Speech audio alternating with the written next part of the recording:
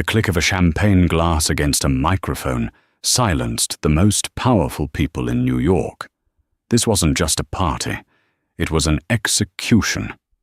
Arthur Hawksworth, a man who owned the skyline, was about to celebrate his 10th anniversary by having his wife, Eleanor, arrested in front of everyone. He had the faked evidence, the motive, and the police on call. He believed he had planned the perfect betrayal, a masterstroke of corporate and personal warfare. But he made one critical mistake. He forgot who he was married to. And as the private elevator doors opened, the man who stepped out wasn't the local Captain Arthur had on his payroll, and the steel cuffs he was holding weren't meant for her. The penthouse at 157 was a monument to altitude and arrogance.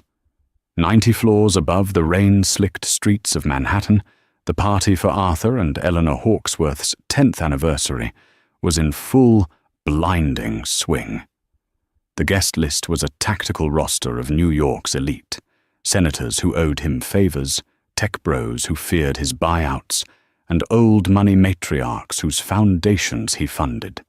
They drank his vintage Paul Roger, nibbled on truffle-dusted canapes, and stared through the floor-to-ceiling windows at Central Park, a dark, rectangular void, so far below it looked like a mapping error.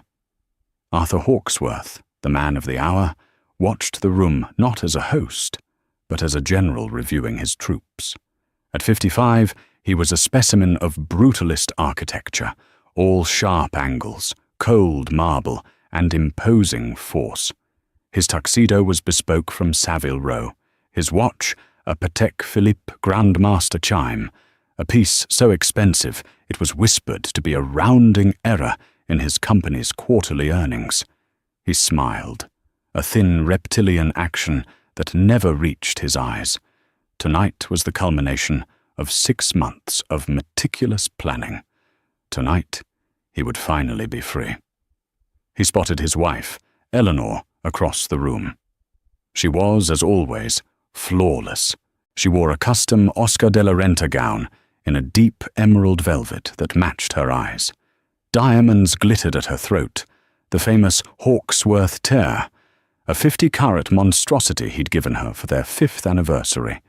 She was the perfect accessory, the ideal corporate spouse. She spoke fluent French to the Swiss banker, discussed 19th-century art with the curator from the Met, and charmed a hostile journalist from the Wall Street Journal, all with a grace that Arthur found both useful and, recently, deeply irritating. For 10 years, Eleanor Vance Hawksworth had been his greatest acquisition. He'd found her working as a junior curator at Sotheby's, sharp, beautiful, and from a good but poor Boston family. He had been a predator, and she had been the perfect, pristine prize. He had molded her, dressed her, and placed her in this penthouse to manage his social life, and she had performed her duties perfectly. Too perfectly. In the last year, she had started asking questions, innocent at first, queries about household accounts, then about the foundation they ran, then, alarmingly, about a specific shell corporation in the Cayman Islands. He had shut her down, coldly and immediately. But the seed of distrust was planted when his CFO, Julian Thorne, had approached him 3 months ago with concerns about Eleanor's digital footprint, logins to private servers, inquiries into offshore accounts. Arthur's irritation had crystallized into a cold, calculated fury. She wasn't just curious, she was digging. She was a threat. So, he and Julian had crafted a new narrative. It was brilliant in its simplicity. They would let her discover a trail. But it would be a false one. They would create a parallel set of books, a digital breadcrumb trail that showed Eleanor siphoning millions from Hawksworth Global into a secret account. An account, of course, that Julian had opened in her name using a forged digital passport. It was a masterpiece of a frame-up.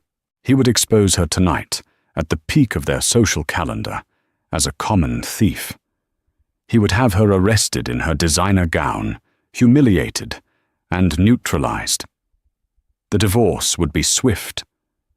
The prenuptial agreement, which contained a harsh infidelity and criminality clause, would be activated. She would leave with nothing but the clothes on her back, assuming the police even let her keep the diamonds. He drifted through the crowd, accepting congratulations. 10 years, an eternity, Arthur, Senator Morrison boomed, clapping him on the back. It feels like a lifetime, Arthur replied, his eyes finding Eleanor's. He moved toward her, sliding an arm around her waist. The velvet was soft, but she was rigid beneath it. Her smile for him was bright, brittle, and terrifying. "You look breathtaking, my love," he murmured, his lips close to her ear, the scent of her Chanel No. 5 filling his lungs. "A true work of art." "Thank you, Arthur," she replied, her voice smooth as silk. "You are certainly in a celebratory mood." "Oh, absolutely," he whispered, his thumb brushing her hip bone. "I've been looking forward to this night for months. It's a milestone, after all. The end of an era." Her smile didn't waver, but her eyes, those brilliant green eyes, met his in the reflection of the window. "You have no idea, darling," she whispered back. Arthur chuckled, believing it was a romantic overture.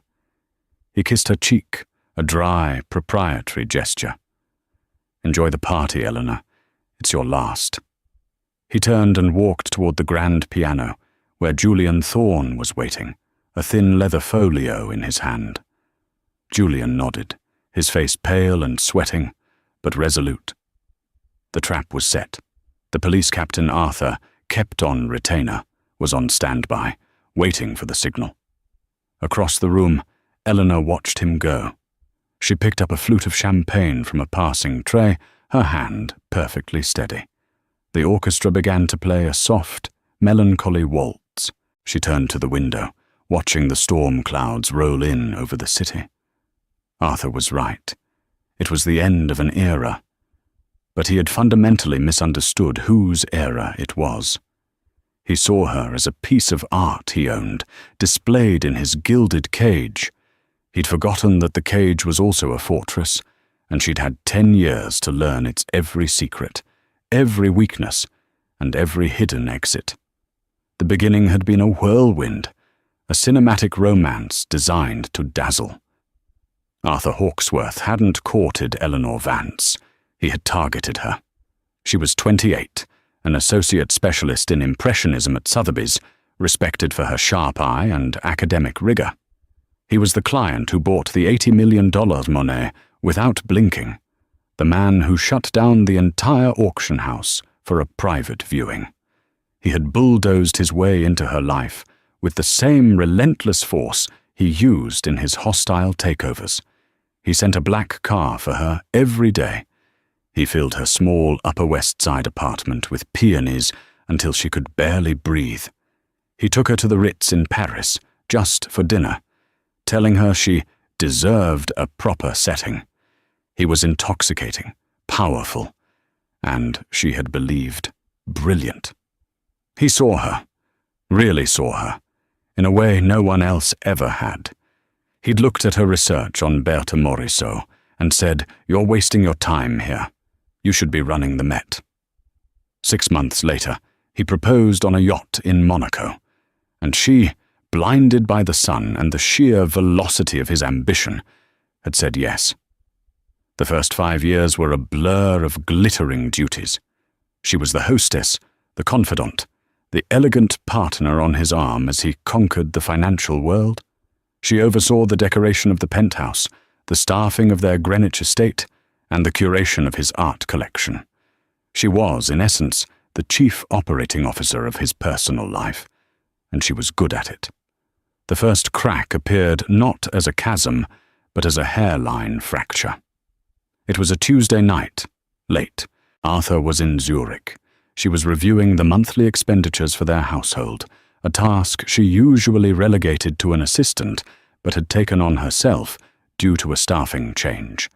She saw a wire transfer from their primary household account, $150,000, to a consulting firm she had never heard of, Aperture Solutions, LLC.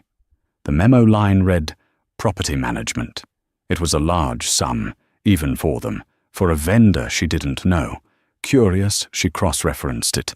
There was another payment the month before, and the month before that. It was a standing order. She did a quick search.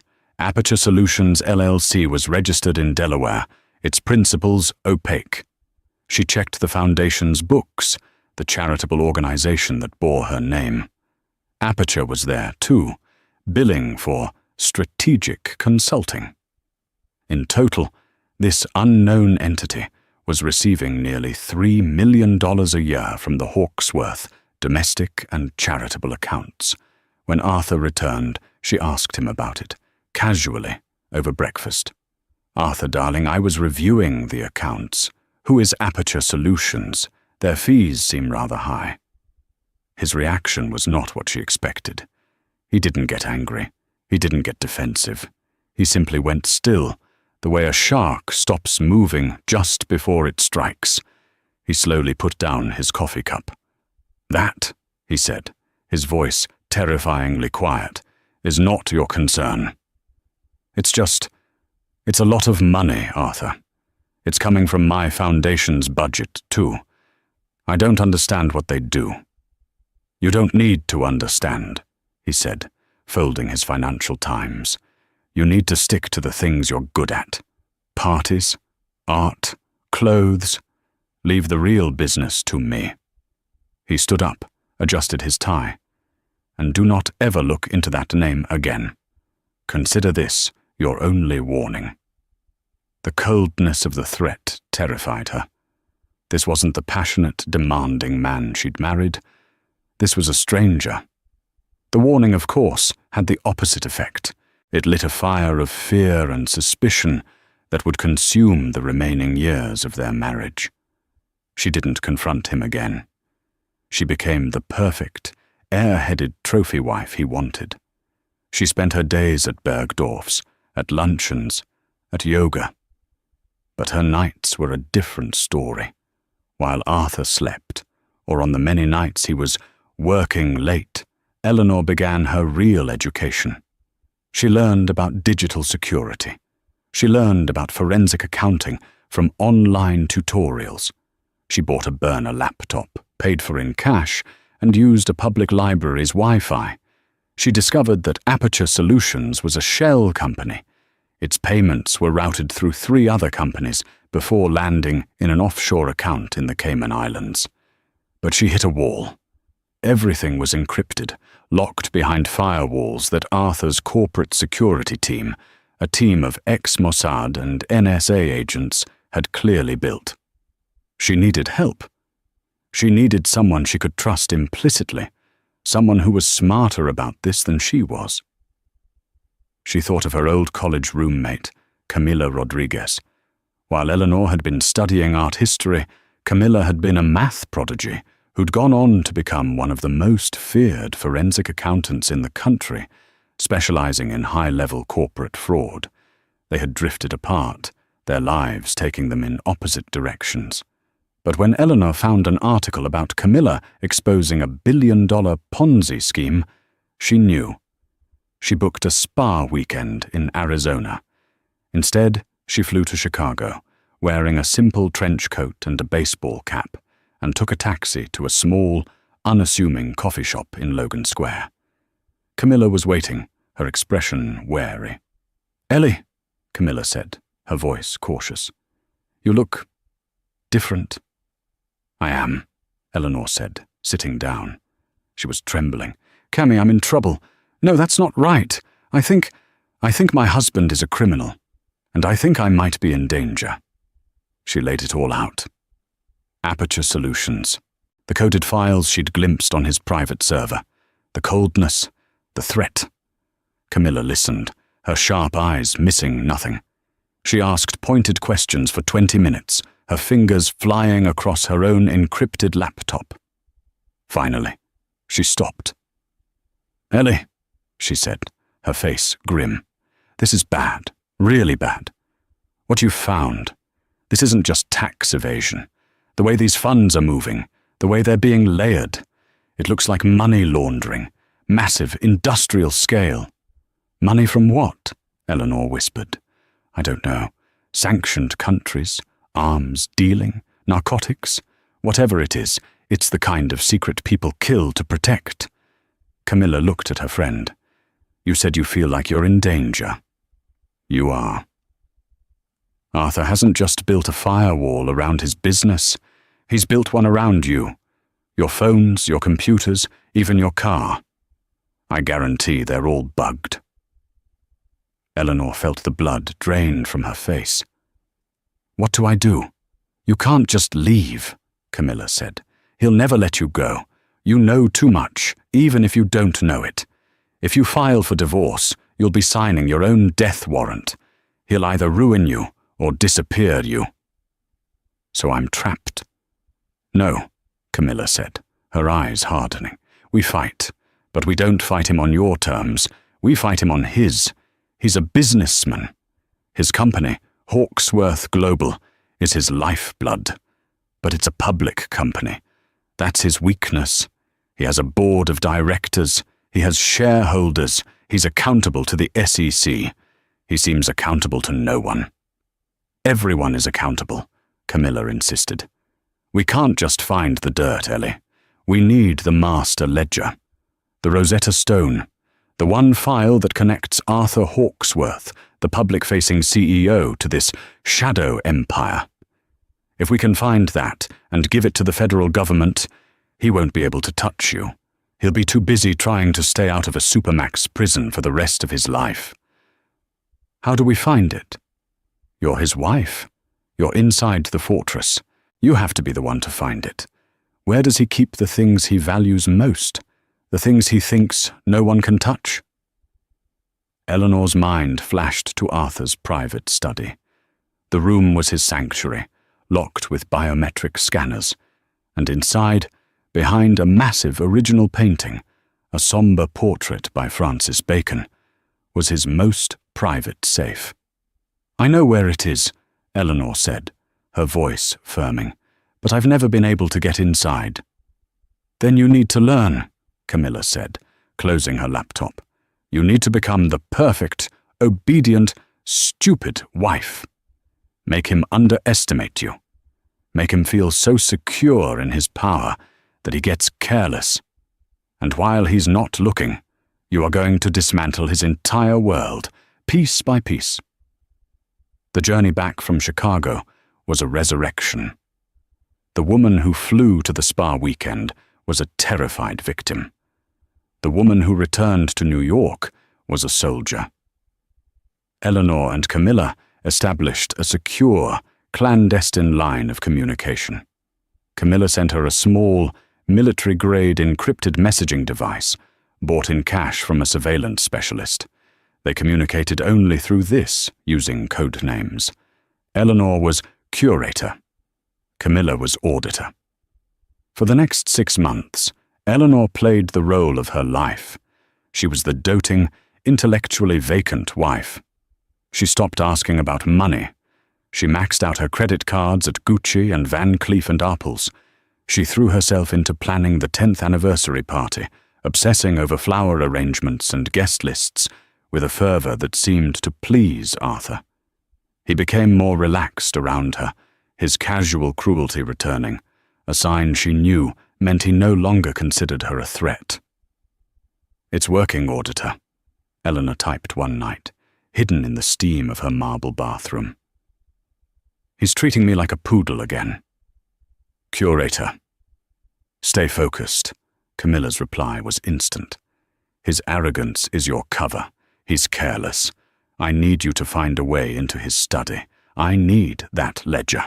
Without it, all we have is circumstantial evidence. The study was Arthur's sanctum.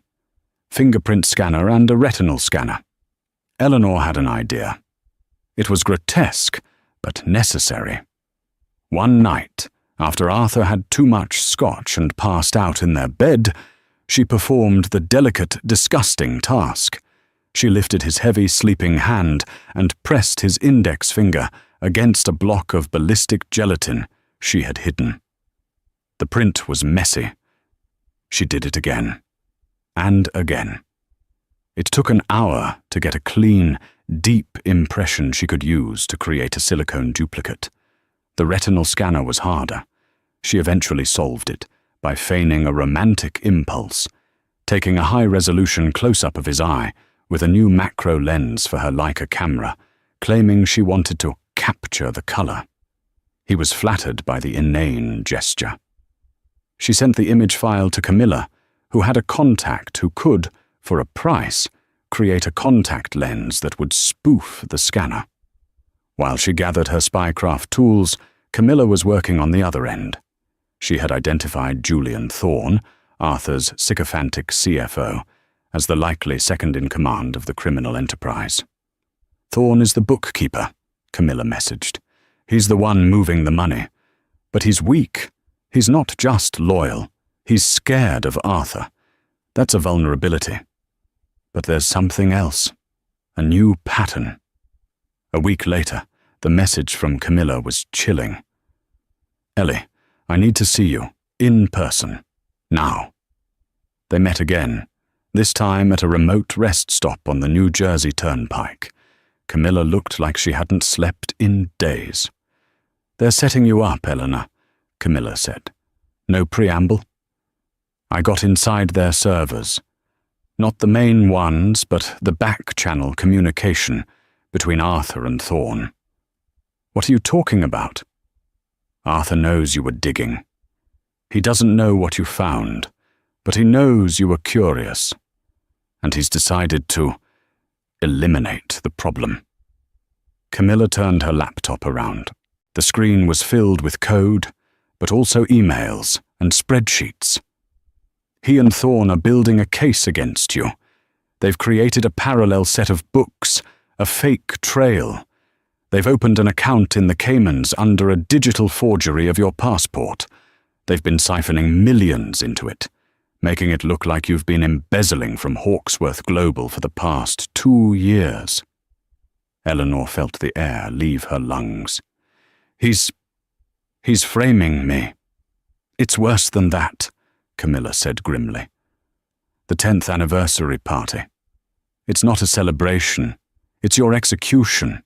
He's planning to expose you in front of everyone. He has a tame police captain on call. He's going to have you arrested at the party." The betrayal was so cold, so absolute, it was almost clarifying.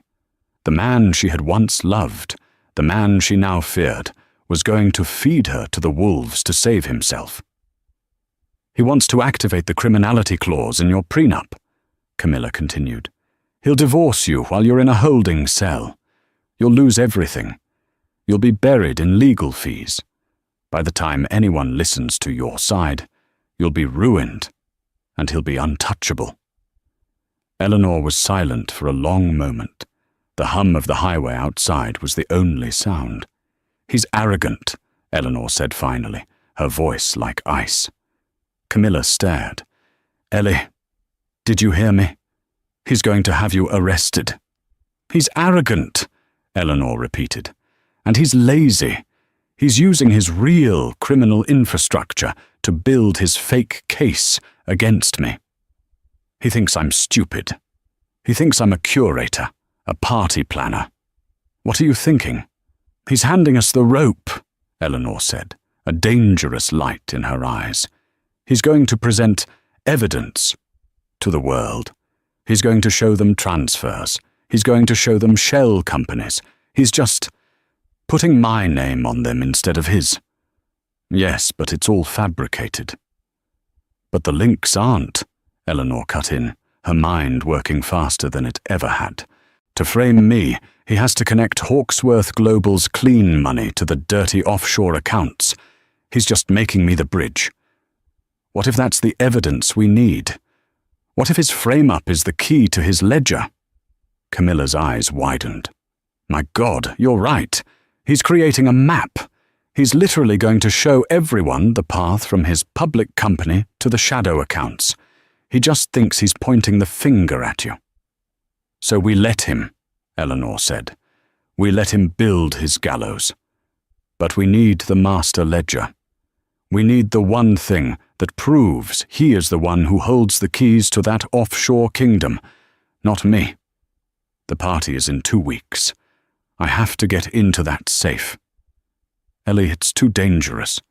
"It's more dangerous not to," Eleanor said. "He's planning to destroy me. He's not just ending our marriage. He's ending my life. I have one chance. I'm going to get that ledger. And you, Cammy, you're not going to give it to a lawyer." "What?" "This is too big for a lawsuit. This is federal. Securities fraud, money laundering, RICO charges. You are going to take everything we have, my findings, his frame-up, and that master ledger. And you are going to walk into the U.S. Attorney's office, the Southern District of New York. You are going to give them Arthur Hawksworth on a silver platter. Eleanor, they'll want you to testify." "I will testify. I will do whatever it takes. He wants to end an era? Fine. I'll end his." The night of the party arrived like a death sentence. Eleanor moved through the preparations in a state of heightened, icy calm. She approved the placement of a towering vase of white orchids. She tasted the champagne. She smiled at her glam team. Each action was deliberate, a step toward either her liberation or her destruction. Beneath the emerald velvet of her gown, strapped to her thigh, was a small, high-tech kit Camilla had provided: the silicone fingerprint, the specialized contact lens for the retinal scanner, and a compact hard drive cloner. Her only other accessory was a small, diamond-encrusted clutch, just large enough for the cloned drive. The party began. The penthouse filled with noise and heat and the smell of expensive perfume. She saw Arthur gliding through the room, accepting praise, his eyes glittering with a predatory triumph she now understood completely. He was a king in his court, about to order a beheading. She saw him confer with Julian Thorne near the bar. Julian looked ill, his face slick with sweat.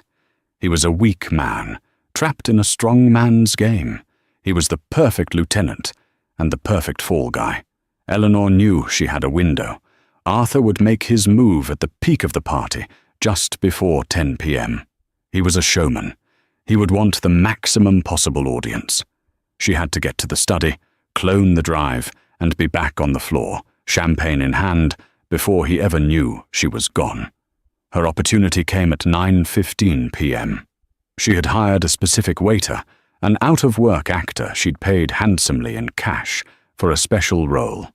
On her subtle signal, a brush of her hand against her diamond necklace, the waiter, carrying a tray heavy with flutes of Paul Roger, executed a perfect, theatrical stumble, dousing Julian Thorne in champagne. "You clumsy fool!" Julian shrieked, jumping back as the sticky liquid soaked his tuxedo. The incident drew immediate attention. Arthur, seeing his co-conspirator compromised, stalked over, his face a mask of thunder. "Get him cleaned up, you idiot! What did I hire you for?" "My apologies, Mr. Hawksworth. I tripped on the rug," the waiter gushed, dabbing at Julian's lapel with a napkin, only making it worse. This was her moment. The entire room, Arthur included, was focused on the small, embarrassing drama. Eleanor slipped away from the knot of guests, melting into the shadows of the long hallway that led to the private wing. She reached the study.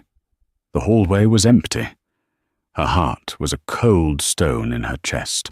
She pressed the silicone-covered finger to the biometric panel. A soft click. The light turned green. She held her breath, pressing the custom contact lens to her eye and leaning into the retinal scanner. For a horrifying second, nothing happened. Then, a second snick. The heavy, soundproofed door hissed open. She was in. Arthur's study was the heart of his power. It smelled of old leather, Scotch, and his oppressive cologne. The walls were dark mahogany, and there, dominating the room, was the Francis Bacon triptych, a screaming, tormented Pope. She knew from her research that the security on the painting itself was a pressure plate and a laser grid. She went to his desk, her hands flying. She disabled the grid with a code Camilla had pulled from the server logs, 1988, the year of his first hostile takeover. The painting hissed aside, revealing a 500-pound titanium vault. She entered the code. Not their anniversary. Not his birthday. The code, as she had long suspected, was the stock ticker of the first company he had bankrupted, AXRO. The vault opened.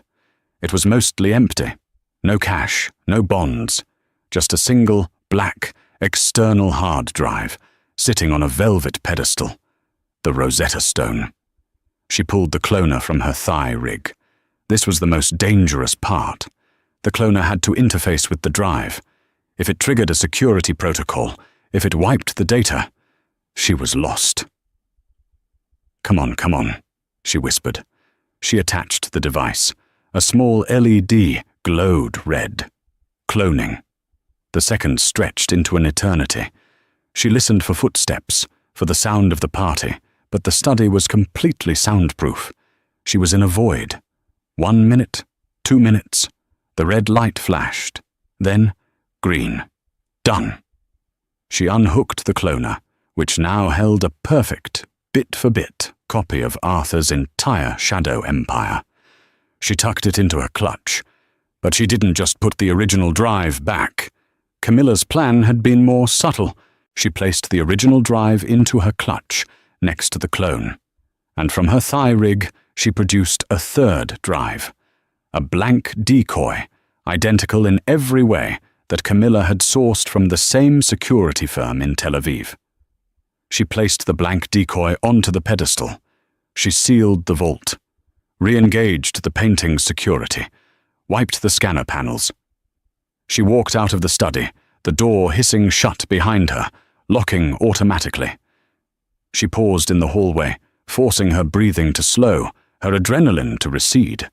She composed her face into a mahog of placid amusement. She re-entered the party. It was 9:45 p.m. She had been gone for 30 minutes. No one had noticed. She saw Arthur, his arm around a placated Julian Thorne, who was now in a fresh dinner jacket. Arthur was laughing, holding a fresh glass of scotch. He caught her eye and raised his glass, his smile full of dark promise. He was getting ready. Eleanor took a fresh champagne flute from a tray. She walked to the center of the room, positioning herself directly in his line of sight. She took a slow, deliberate sip. Her hand was not shaking. She was ready. At 9:58 p.m., the waltz music softened and faded. A single, sharp tap, tap, tap echoed through the penthouse. Arthur Hawksworth stood by the grand piano, a champagne flute in one hand, a small microphone in the other. The room fell into a respectful, expectant hush. "Thank you all for coming," Arthur began, his voice a smooth, confident baritone that resonated with power. 10 years. A decade. In my world, deals are made and broken in a day. Alliances shift like the wind. Nothing lasts. He paused, his eyes scanning the crowd, landing finally on Eleanor. He smiled, but it was the smile of a prosecuting attorney who knew the jury was already on his side. "Nothing," he repeated, "except loyalty, honor, trust. These are the currencies that really matter. They are the foundation upon which any true empire is built. My empire." Eleanor stood motionless, her expression one of wifely adoration. She could feel the stares of their guests. "I built my life on a simple principle. Transparency," Arthur continued, his voice dripping with false sincerity. "What you see is what you get. I demand it of my partners, my employees, and my family." He took a step forward. "My wife, Eleanor. She has been the picture of grace, The perfect partner. The woman who, I thought, shared these values. For 10 years I have trusted her. I trusted her with my homes, my reputation, and foolishly, my finances. A low murmur rippled through the room. This was not the standard anniversary toast. Senator Morrison shifted uncomfortably. "It is with a heavy heart," Arthur said, his voice breaking with practiced sorrow, "that I must be transparent with you all tonight, because a sickness has been growing in my house, a cancer of deceit." He gestured to Julian Thorne. "Julian, if you would."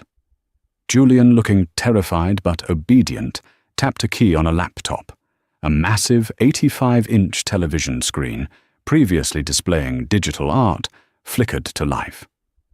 On it, a spreadsheet appeared.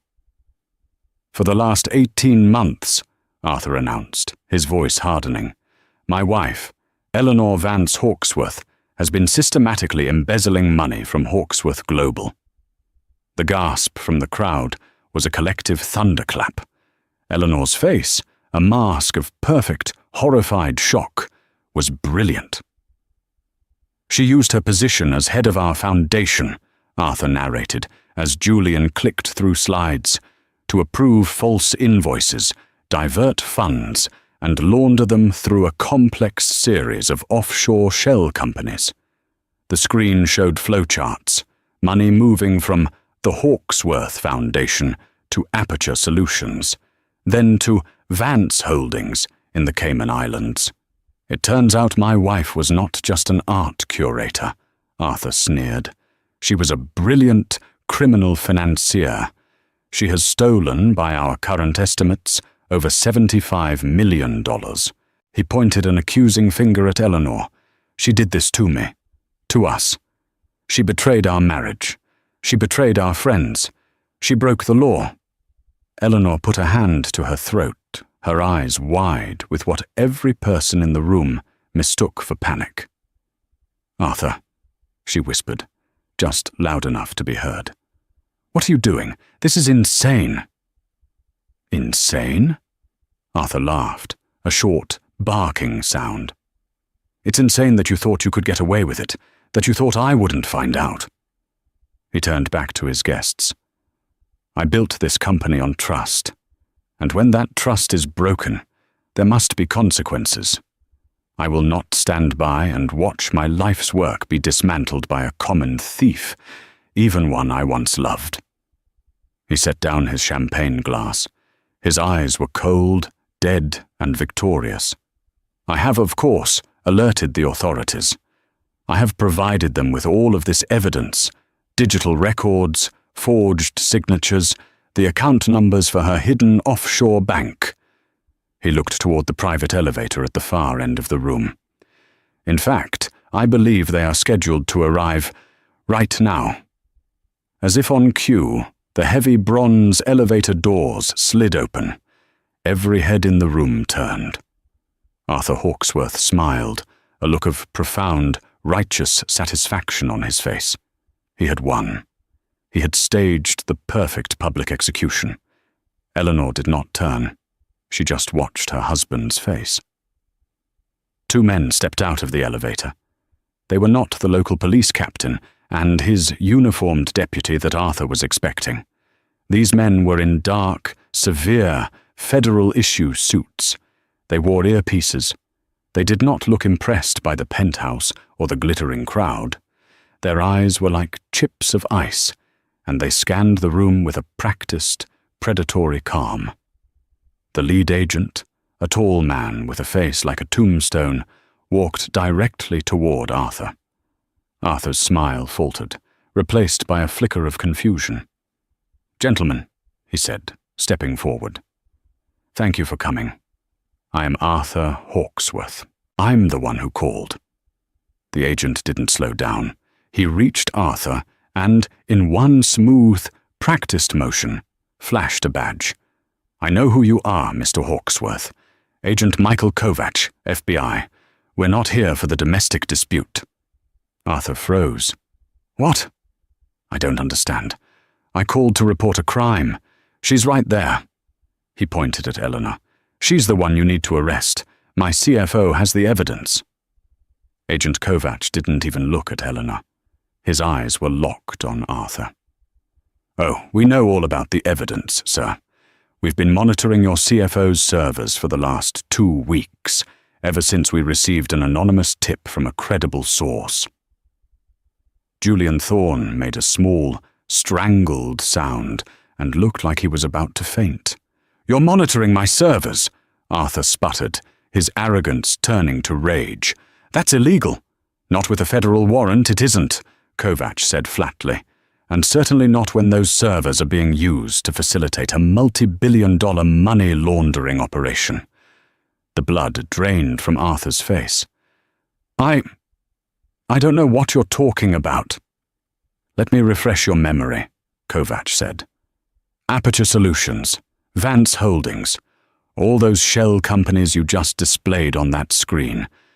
We are very, very interested in them. We've been trying to link your public company, Hawksworth Global, to that shadow network for 3 years. We had the pieces, but not the bridge. We were missing the ledger that connected it all." Kovacs smiled, a thin, cold expression. "And then tonight, you, in all your wisdom, decided to put it all up on a big screen for us. You just provided the nexus we were missing. You just confessed, in front of 90 witnesses, that you are the one with access to those accounts. You've spent the last 6 months creating a perfect, undeniable trail of evidence linking you to the crime." "No!" Arthur shouted. "It's her! I was framing her! I mean, she framed me!" The room was utterly silent. The Freudian slip hung in the air, damning and absolute. Kovacs nodded slowly. "We figured as much.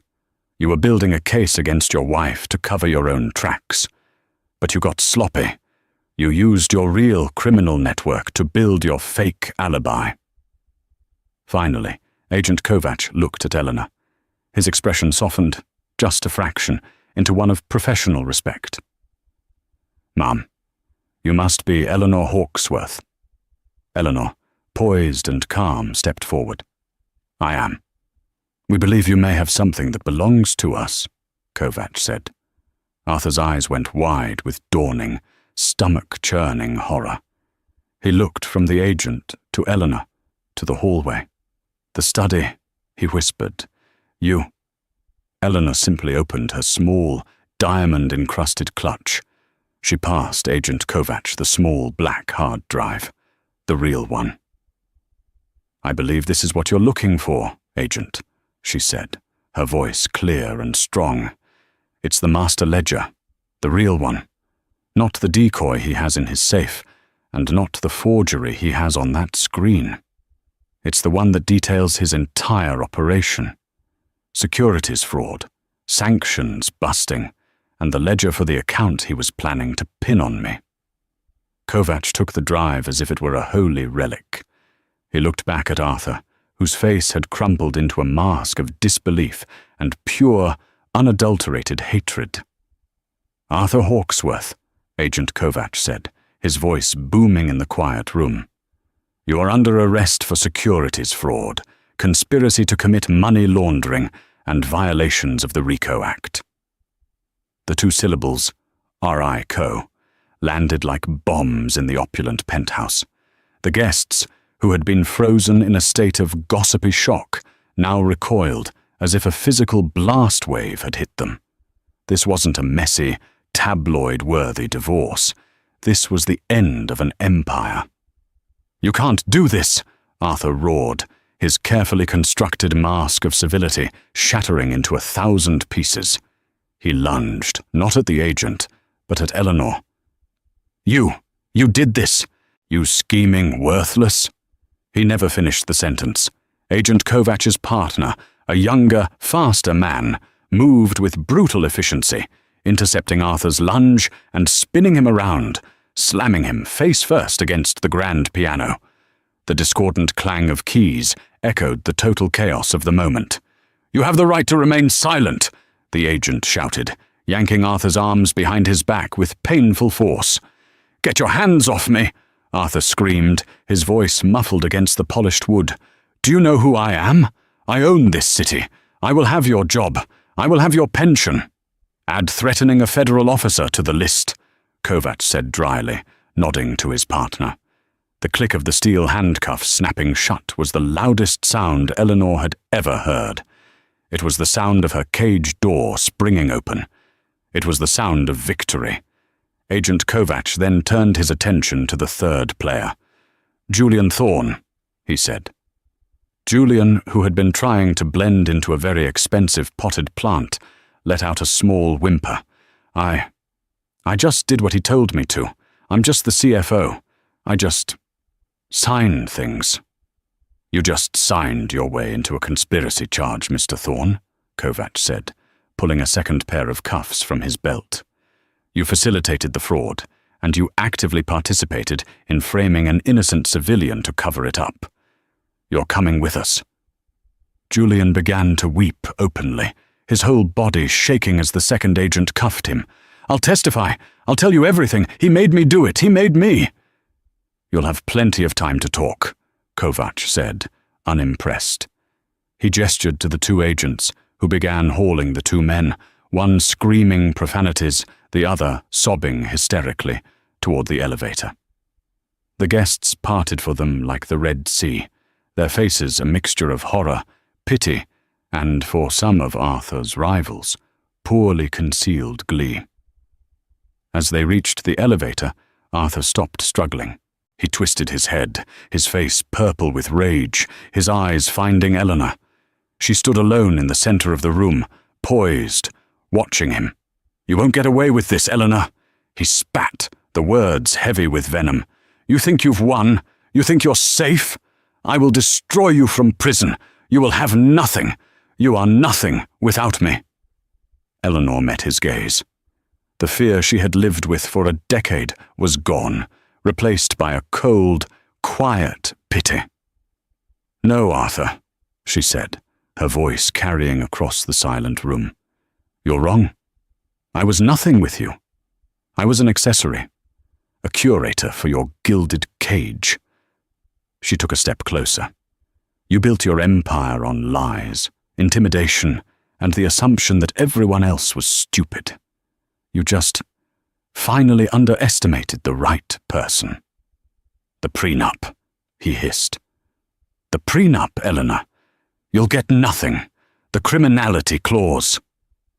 "I don't think that clause applies when the crime was fabricated by the other party," Eleanor replied, a small, cold smile touching her lips. "In fact, I believe this is called malicious prosecution. My lawyer, the one I retained 3 months ago, seems to think it not only voids the prenup entirely, but entitles me to significant damages.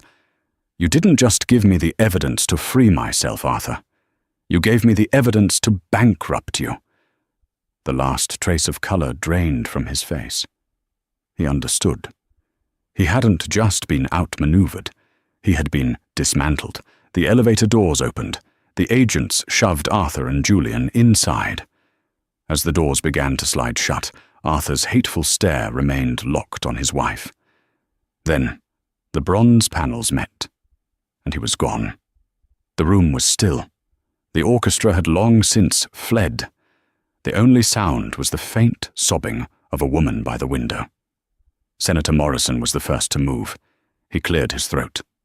"Well, Eleanor, my goodness, if there's anything I can—" Eleanor turned to him, her smile suddenly warm and composed, as if she were still the hostess. "Thank you for coming, Senator. I do apologize for the unexpected entertainment. I'm afraid the party is over. Please have a safe trip home." She was dismissing them, all of them. The exit was a quiet, panicked stampede. No one wanted to be the last one at the crime scene. No one wanted to be associated with the fallen. In less than 5 minutes, the penthouse, which had been a hub of power and noise, was empty. It was just Eleanor. She walked past the abandoned champagne glasses and the remnants of the party. The large screen still displayed the flowchart of Arthur's crimes, the evidence he had used against her. She went to the window. The rain had stopped, and the lights of New York City glittered below, a carpet of diamonds that for the first time didn't feel like the bars of a cage. She was 90 floors up, and she had never felt so grounded. She took the small encrypted device from her clutch. She typed a single message. Curator to auditor. The package has been delivered. The assets are in federal custody. A moment later, a reply came from Camilla. Well done, Ellie. Welcome to the rest of your life. Now, turn on the news. Eleanor went to the television, the one still bearing the mark of Arthur's presentation, and changed the channel to a 24-hour news network. The breaking news banner was already scrolling across the bottom of the screen. Billionaire Arthur Hawksworth arrested in NYC penthouse. Federal agents raid Hawksworth Global HQ. She watched, unmoved, as the first photos of Arthur, disheveled and in cuffs, were shown being loaded into a black sedan. She picked up a single untouched flute of champagne from the tray. She took a sip. It was cold, and it was perfect. The Hawksworth tear, the 50-carat diamond at her throat, suddenly felt unbearably heavy. She reached up, unclasped it, and set it on the piano, next to the spot where her husband's face had hit the keys. It was a beautiful, expensive, and ultimately meaningless thing. She was free. The days that followed were a maelstrom. The penthouse, once a fortress of privacy, was now a crime scene. Federal agents, forensic accountants, and art appraisers moved through the space with clinical precision. They tagged the Picasso. They catalogued the contents of the wine cellar. They dismantled Arthur's study, pulling the vault from the wall, revealing the hollow space where his power had resided. Eleanor, having been moved to a secure hotel under the protection of the U.S. Attorney's Office, was the star witness. She spent days in a sterile conference room, walking prosecutors through the master ledger. She deciphered Arthur's coded language. She explained, with the precision of an art historian, the provenance of every dirty dollar, every illegal transaction. Camilla sat beside her, her lawyer present. The case they had built was not just airtight, it was a steel trap. The data on the cloned drive was corroborated by the emails between Arthur and Julian, and by Julian Thorne himself, who, in a desperate bid for a plea deal, was singing like a canary. He detailed the plot to frame Eleanor in pathetic, excruciating detail, painting Arthur as a ruthless puppet master. The U.S. attorney, a formidable woman named Hannah Liu, looked at Eleanor with a deep, unsettling respect. "You understand," Liu said, "that you were, for 10 years, a beneficiary of this criminal enterprise. The clothes, the jewelry, this life, it was all funded by fraud." "I understand," Eleanor said, her voice steady. "And I am prepared to give it all back." "All of it?" "Everything," Eleanor confirmed. "The penthouse, the Greenwich estate, the art, the jewelry. It's not mine. It was never mine. It was purchased with stolen money. I want it all seized and, if possible, used for restitution for his victims." Liu raised an eyebrow. "You'd be left with nothing." "I would be left with my name," Eleanor said, "and for the first time in a decade, it will be my own." The trial, when it finally came, was a media circus. It was the Billionaire's betrayal. Arthur, having hired a defense team that cost more than the GDP of a small country, looked gaunt and furious. His strategy was simple: to paint Eleanor as a vindictive, gold-digging liar. He was the victim, the alpha who had been tricked by a beautiful, cunning woman. It fell apart the moment Eleanor took the stand. She was not the emotional, scorned wife the defense had hoped for. She was cold, precise, and utterly credible. She wore a simple, navy blue suit, her hair pulled back. She had no jewelry. She looked like a professor, not a socialite. "Mrs. Hawksworth," Arthur's lawyer began, pacing.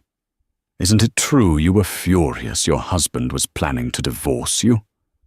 "I was not aware he was planning to divorce me," Eleanor replied. "I was, however, aware he was planning to have me falsely arrested and imprisoned. It's why I'm here today." "You claim you found this ledger? Isn't it more likely you created it? That you, with your friend Ms. Rodriguez, fabricated this entire story to steal his fortune?" "Mr. Hawksworth's fortune," Eleanor said, looking directly at the jury, "was already stolen. I simply provided the government with the receipt. The data on that drive has been independently verified by your own forensic experts. It details transactions with shell companies in Iran and North Korea. Are you suggesting I fabricated geopolitical relationships as well?" The lawyer had no answer. He blustered, but she was unshakable. She had the facts. She had the drive, and she had the truth. The verdict came back in under 3 hours. Guilty on all counts. Arthur Hawksworth was sentenced to 150 years in a federal supermax prison. Julian Thorne, for his cooperation, received 8. Eleanor was in the courtroom when the sentence was read. Arthur, his face pale and slick, looked at her one last time. It was not a look of hatred. It was a look of pure, primal confusion. He still didn't understand how the curator had become the executioner. When it was all over, Eleanor walked out of the federal courthouse into a swarm of cameras. She didn't speak. She just kept walking, past the reporters shouting her name. Camilla was waiting for her in a simple sedan. "Where to, Ellie?" Camilla asked, pulling into traffic. Eleanor looked at the city passing by. "I don't know. Boston, maybe. See my family." After that, "You know," Camilla said, "my firm is looking for a new investigator. Someone with a sharp eye for detail, who isn't afraid of powerful men, and who knows how to spot a fake." Eleanor looked at her friend. A slow, genuine smile, the first in yours, spread across her face. "A forensic accountant?" "Cammy, I studied art." "You studied human nature," Camilla corrected. "You studied arrogance, and you learned how to dismantle an empire from the inside. That's a skill set, Ellie. Don't let it go to waste." Eleanor Vance looked out the window. The future was a blank canvas, and for the first time in her life, she was the one holding the brush. She was no longer an accessory, no longer a victim, and no longer a Hawksworth. She was just Eleanor, and she was finally, terrifyingly, free. The fall of Arthur Hawksworth wasn't a gunshot. It was the slow, deliberate click of a handcuff. Eleanor Vance, no longer a Hawksworth, traded a penthouse for a purpose, and a prison of diamonds for a life she could finally call her own. But the fight isn't over. The world is full of men like Arthur, men who believe their power makes them untouchable. And it's full of women like Eleanor, who are learning to fight back. What happens when the next lie is even bigger and the next cage is even more gilded? The battle is won, but the war for justice is just beginning. Thank you for listening to this story. If you enjoyed this journey of betrayal and ultimate vindication, please show your support. It helps us create more content, just like this. Hit that like button, share this story with a friend who loves a powerful twist, and most importantly, subscribe to the channel for more stories of justice and revenge. Click that notification bell so you never miss our next upload. We'll see you in the next one. A glittering gala turns into chaos when a billionaire's pregnant wife is humiliated in front of cameras by her husband and his mistress. What begins as a moment of betrayal becomes the spark for one of the most powerful reversals of fortune you'll ever witness. Because this woman isn't just a wife, She's the true owner of the empire they tried to steal. What follows is a story of revenge, served with elegance, justice delivered in silence, and strength born from heartbreak. Stay with us, because the moment she smiles and fires them both will leave you speechless. Tell us what time you're watching and where you're tuning in from. We'd love to hear from you. The morning sun poured through the floor-to-ceiling windows of the Sky Tower, catching every glint of glass and gold inside the boardroom. It was the kind of room where power had its own echo. Reporters waited in the hallway, their cameras ready. The company's name, Henderson Global Holdings, shimmered across a massive digital screen behind the long marble table. At the far end sat Olivia Henderson, 7 months pregnant, dressed in a soft ivory dress that touched the floor. Her hand rested gently on her belly. The pale fabric shimmered faintly every time she moved, like moonlight brushing over calm water. Her hair, dark and neatly tied back, framed a face that once smiled easily but now held only quiet strength. Next to her, Ethan Henderson, her husband, the CEO, adjusted his cufflinks, as if the next few minutes were just another business announcement. His tie was perfectly straight, his jaw tense, his eyes hollow from weeks of secrets. Across the table stood Sienna Cole, the company's marketing director and Ethan's mistress. She wore a black silk dress, confidence radiating from every gesture, as if she already knew she had won. A hush settled over the room when Ethan cleared his throat. His voice broke the silence like a crack in glass. "Thank you all for coming," he began. "There's been a change in direction. Effective immediately, Olivia and I will be going our separate ways. I'll be filing for divorce." "No." The words hung in the air like a gunshot. Chairs creaked. Someone gasped. A pen rolled off the table and hit the floor. Olivia didn't move. Her fingers tightened slightly over her belly, her pulse steady. Her gaze stayed fixed on the man she once trusted with everything. Ethan went on, his tone polished but cold. "Our lives have taken different paths. It's better for both of us. I want this transition to be as professional as possible." He turned towards Sienna, and that small motion, the glance, the faint smile, was enough to tell the entire room the truth. Sienna stepped forward. Her heels clicked against the marble floor. The scent of her perfume filled the air, heavy and sweet. She placed her manicured hand on Ethan's shoulder, her voice soft but sharp. "Sometimes people need to stop pretending," she said. "It's time to live honestly." Cameras flashed from the hallway. The security doors had been left slightly open. The reporters caught every second of it. Olivia finally spoke, her voice calm, almost gentle. "You're choosing her, here, in front of everyone." Ethan hesitated, but pride pushed his words out. "I'm choosing what's right for me." She nodded once. Her lips curved into the faintest smile, though her eyes shimmered with unshed tears. "Right for you," she repeated quietly. "Of course." The silence that followed was unbearable. Even the hum of the air conditioning seemed to pause. Sienna's eyes gleamed, triumphant. She turned toward the board members. "You can't stop us," she said proudly. "The future of this company is already changing." Her words sliced through the room. A few staff members exchanged looks, unsure if they should stay or leave.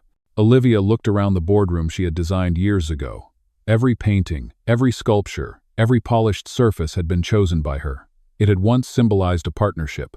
Now it was a battleground. She rose slowly. Her movements were careful, steady, deliberate.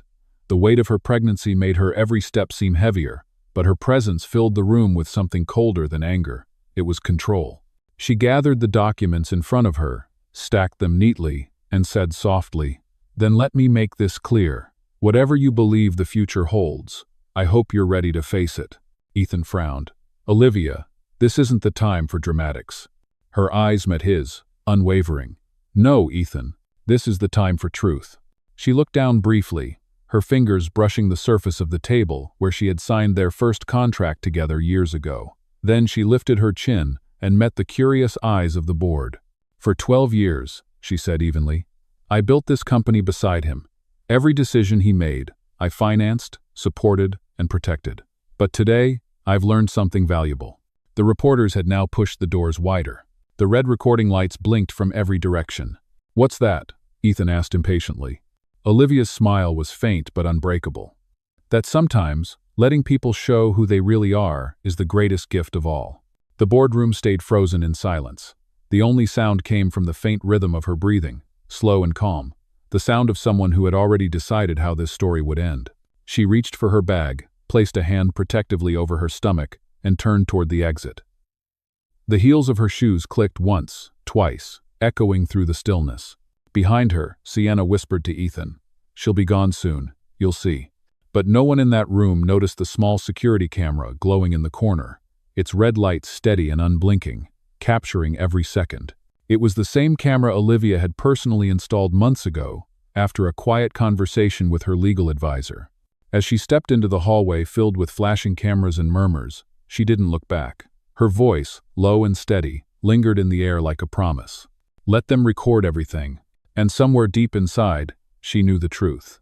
The world had just witnessed the beginning of their downfall, not hers. The heavy glass doors of the boardroom closed behind Olivia with a soft click. For a few seconds, no one spoke. The sound of her footsteps faded down the marble corridor, replaced by the shallow hum of air vents and the distant noise of reporters shouting outside. Inside, the atmosphere was suffocating. It felt like all the oxygen had been drained from the room. The same people who had stood and applauded Ethan at every quarterly meeting now avoided his eyes. No one congratulated him. No one moved. Sienna broke the silence first. She brushed a lock of dark hair behind her ear, forcing a smile. "That went well, didn't it?" Her laugh came out shaky, high-pitched. It was the kind of laugh people use to cover fear. Ethan said nothing. He straightened his suit jacket, pretending to check his watch, but his hands trembled slightly. His mind replayed the image of Olivia's face, calm, almost too calm, just before she walked out. That look unsettled him. It wasn't defeat. It was something else, something colder.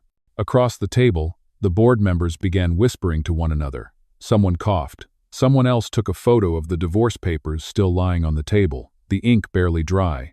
The golden light from the windows shifted as a cloud passed, darkening the room. Down the hall, Olivia moved slowly, her heels silent now against the carpeted corridor. Every few steps she stopped to steady her breath. The baby kicked gently, reminding her of the fragile life she carried within. She placed her palm over her belly. "It's all right," she whispered. "We're fine. We'll always be fine." Her driver was waiting by the elevator, unsure whether to speak. She nodded once. "Take me home," she said softly. Then, as if catching herself, she added, "No, not home, to my father's house." Back in the boardroom, Sienna poured herself a glass of water, her manicured fingers trembling just enough to make the glass clink. She forced another smile, trying to lighten the mood. "She'll calm down. She always does. It's her nature." Ethan nodded absent-mindedly, though his thoughts were elsewhere. The way Olivia looked at him, without anger, without tears, bothered him deeply. It wasn't the reaction he expected from a woman who just lost her marriage. It was as if she knew something he didn't. "Sir," one of the junior assistants said carefully, "should I contact the press? They're requesting an official statement about the divorce." Ethan looked up sharply. "No statements. Not yet." He walked to the window and stared down at the city. From this height, people looked like ants crossing lines of light. For the first time in years, he didn't feel tall. He felt exposed. Sienna joined him, slipping an arm around his waist.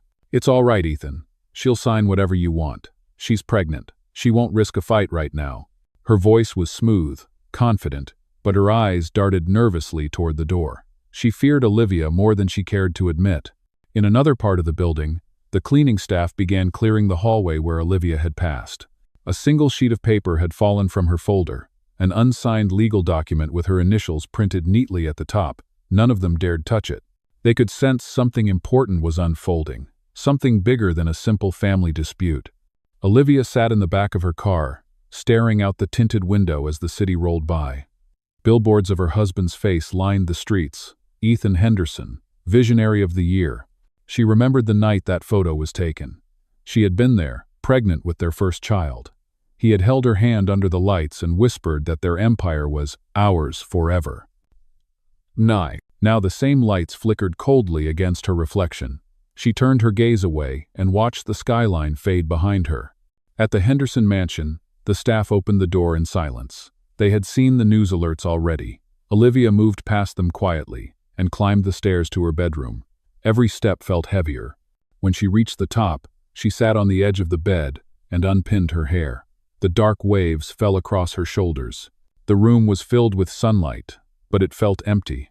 The scent of her husband's cologne still lingered faintly in the air. She opened a drawer and took out a silver frame. Inside was a photo from their wedding day. He was smiling, his hand resting over hers. The picture looked like another lifetime. Her phone vibrated beside her. It was a message from her personal attorney, Marion Lee. "I saw the footage. Are you safe?" Olivia typed slowly. "Yes, proceed with the next step. All documents are ready."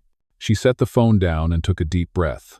The baby moved again, a small flutter against her ribs. She whispered, "You'll have a different life, I promise." Meanwhile, Ethan and Sienna left the tower together, posing briefly for cameras before stepping into their limousine. The press swarmed around them, shouting questions.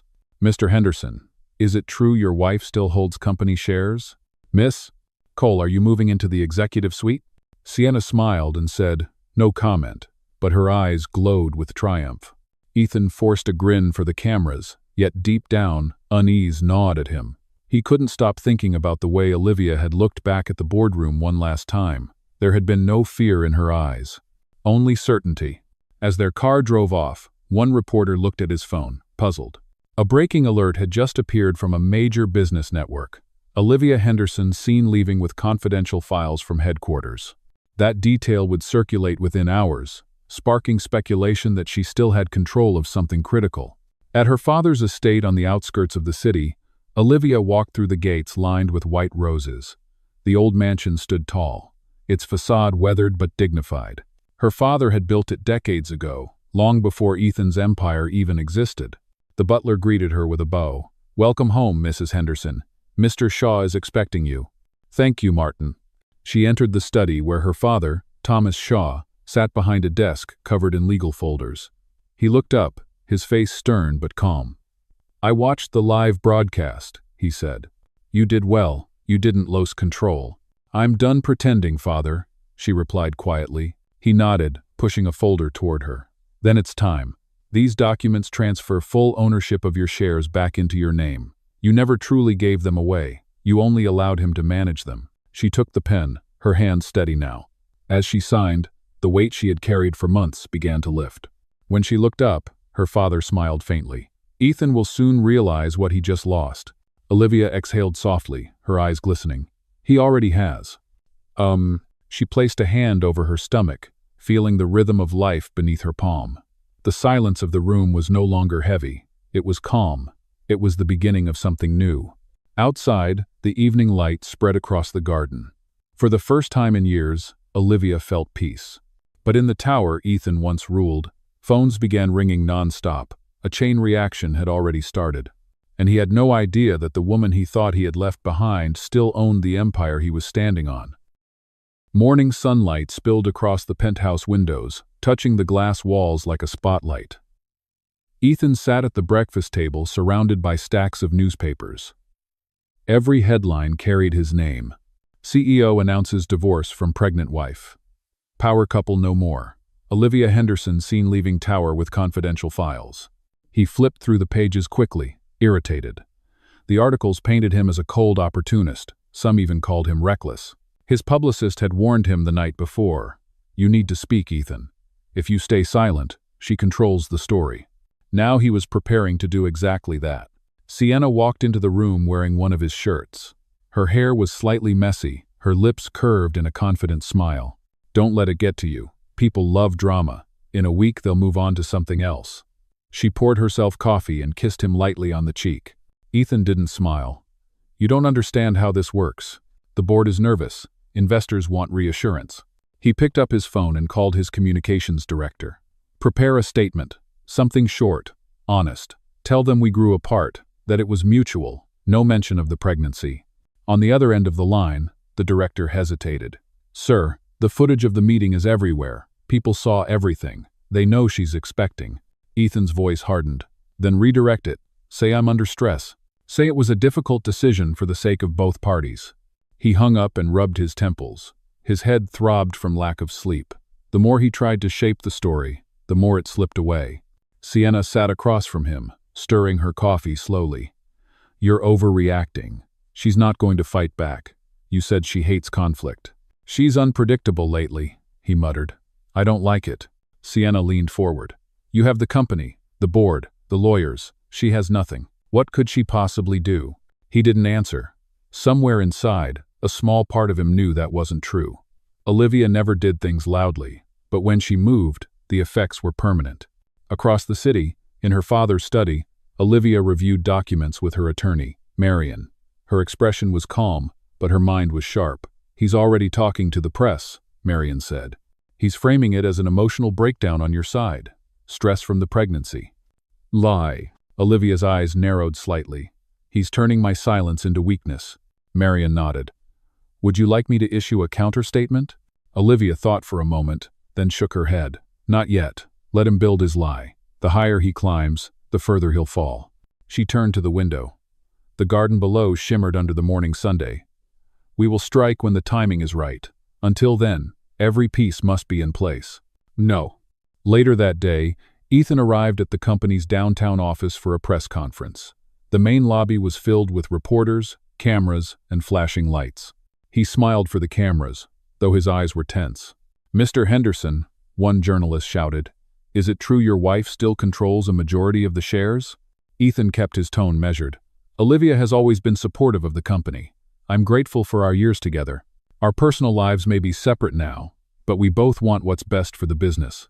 "Do you regret the public scene in the boardroom?" another asked. He hesitated, then replied, "Emotions run high during personal transitions. What matters is that we remain focused on the future." The questions kept coming, sharper each time. He answered them all with the same rehearsed calm, hiding the pulse of panic beneath his words. When the conference ended, he returned to his office on the top floor. Through the glass walls, he could see the city skyline stretching endlessly, but for the first time, it felt distant. Sienna entered, still glowing under the camera lights. "You were perfect," she said, sitting on his desk. "They'll believe you. They always do." Ethan nodded absently. "I hope so." Then his assistant walked in, holding a folder. "Sir, this came through the mailroom. It's marked confidential." "Oh?" He opened it. Inside was a copy of the company's ownership structure. The document showed a shift in major shares under the name Olivia Shaw Henderson Holdings. His heart skipped. "Where did this come from?" The assistant looked nervous. "It was sent from Shaw Estate, your wife's legal team." Ethan's face tightened. He waved the assistant away and threw the document on the desk. "She's bluffing," he said. "She wouldn't dare." Sienna picked up the paper, scanning it quickly. "Are you sure? This looks official." "She can't touch my seat. The board will never allow it." But deep down, he wasn't sure. He reached for his phone and called his lawyer. "Mark, I need you to confirm something. Did Olivia ever transfer her shares fully to me?" There was a pause. "Technically, no," the lawyer replied. "She allowed you to manage them as a joint trust, but ownership remained in her name for inheritance protection." Ethan froze. His breath caught in his throat. "Are you telling me she still controls over 60%? "Yes, sir." He hung up without replying. The blood drained from his face. Sienna frowned. "What does that mean?" "It means," he said slowly, "I just divorced the person who owns everything I have." She stared at him, the confidence slipping from her face. "You're kidding." "I wish I was."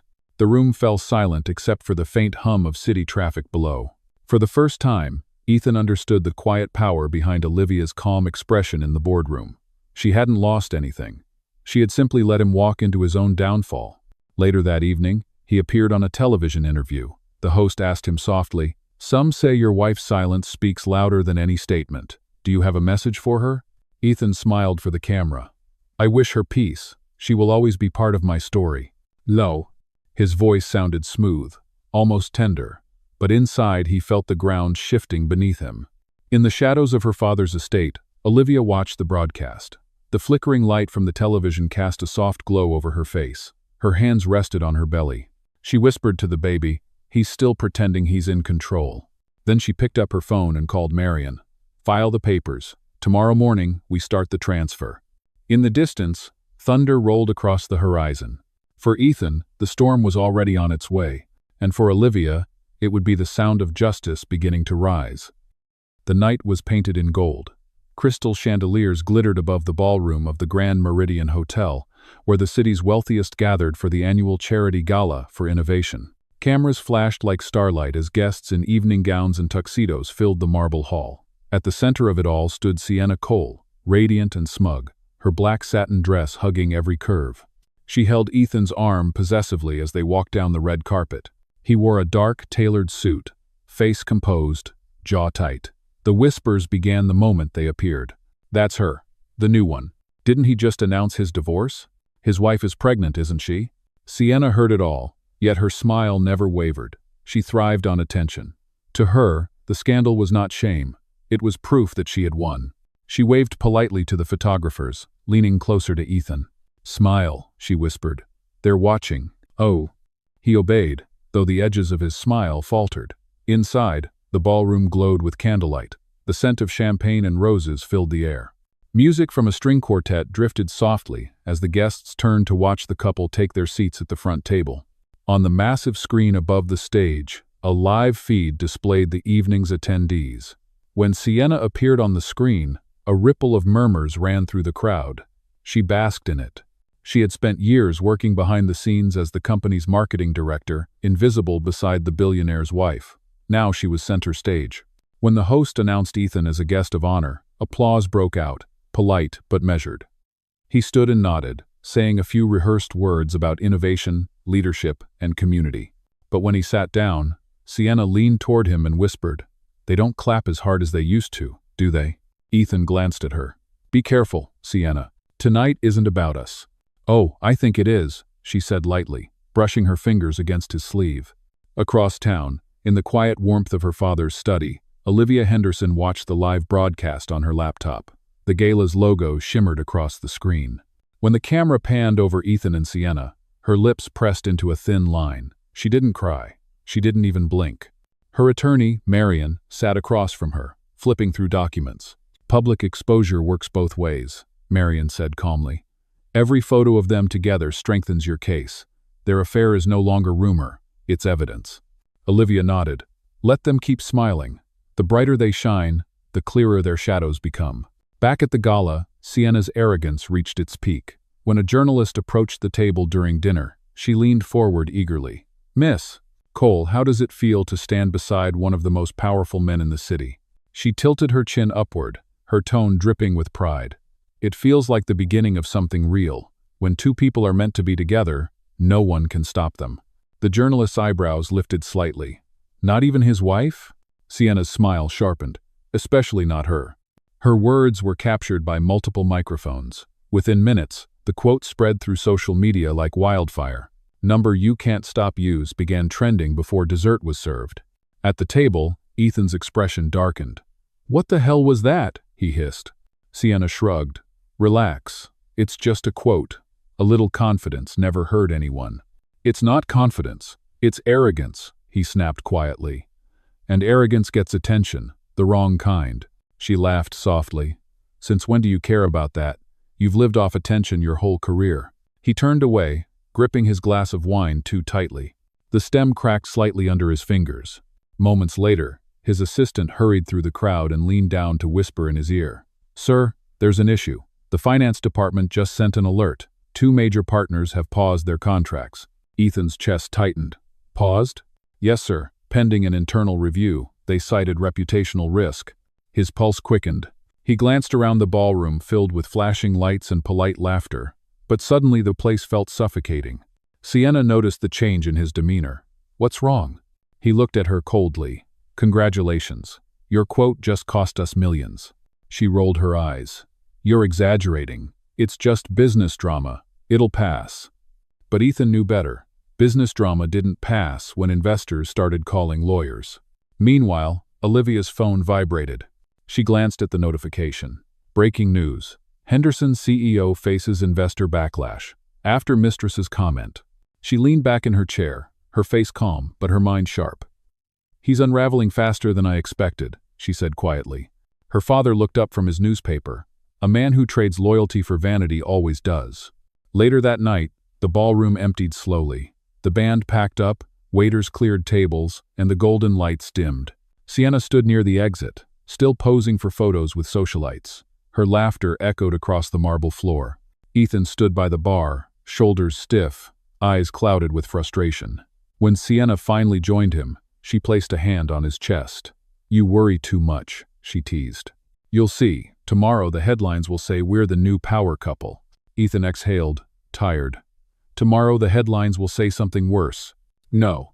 He left her standing there, surrounded by the fading hum of applause. When he returned to his penthouse, the city skyline no longer looked like victory. It looked like exposure. He poured himself a drink, stared at his reflection in the window, and saw a man who had everything, except control. Down the hall, Sienna scrolled through her phone. Her quote was everywhere. Comment sections split between awe and disgust. She smiled, proud of herself. "They're all talking about me," she whispered. In another part of the city, Olivia shut down her laptop and placed her hand on her stomach. "Let them talk," she murmured. "Tomorrow, I'll make my move." Outside, rain began to fall, tapping softly against the windows like a quiet countdown. Sienna thought she had conquered the empire. Ethan thought he could repair his image. But the woman they had both underestimated was already writing the next headline. By morning, the story would shift again. And this time, it would be Olivia's name on every screen.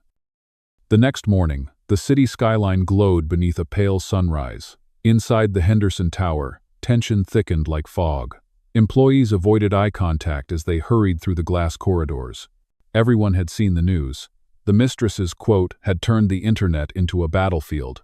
Investors were demanding explanations, and the company's shares had already slipped by 4% before the markets even opened. Ethan stood in his office, staring at the sea of headlines on the large digital screen.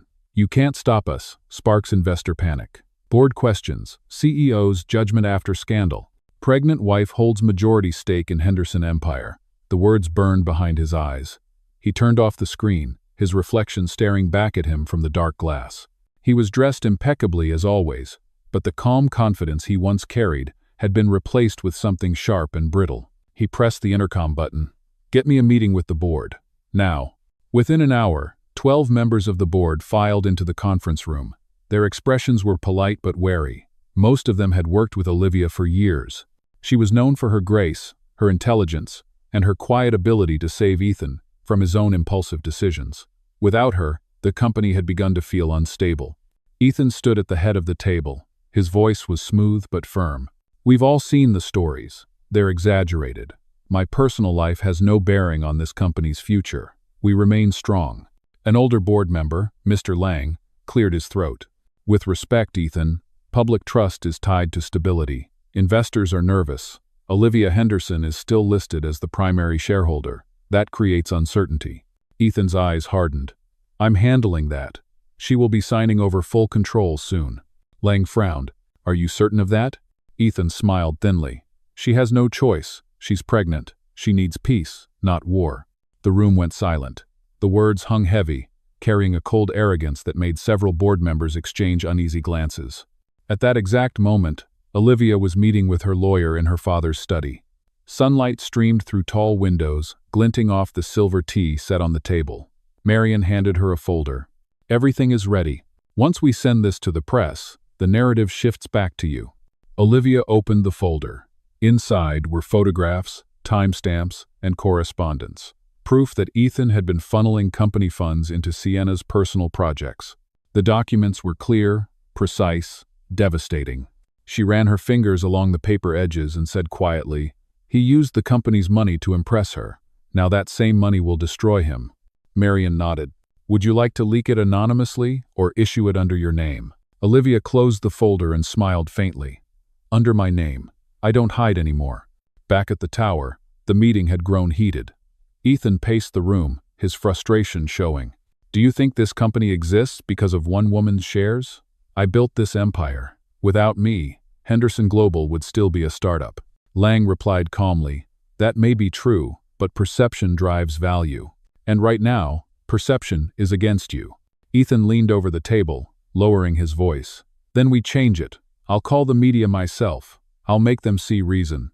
He stormed out of the room before anyone could respond.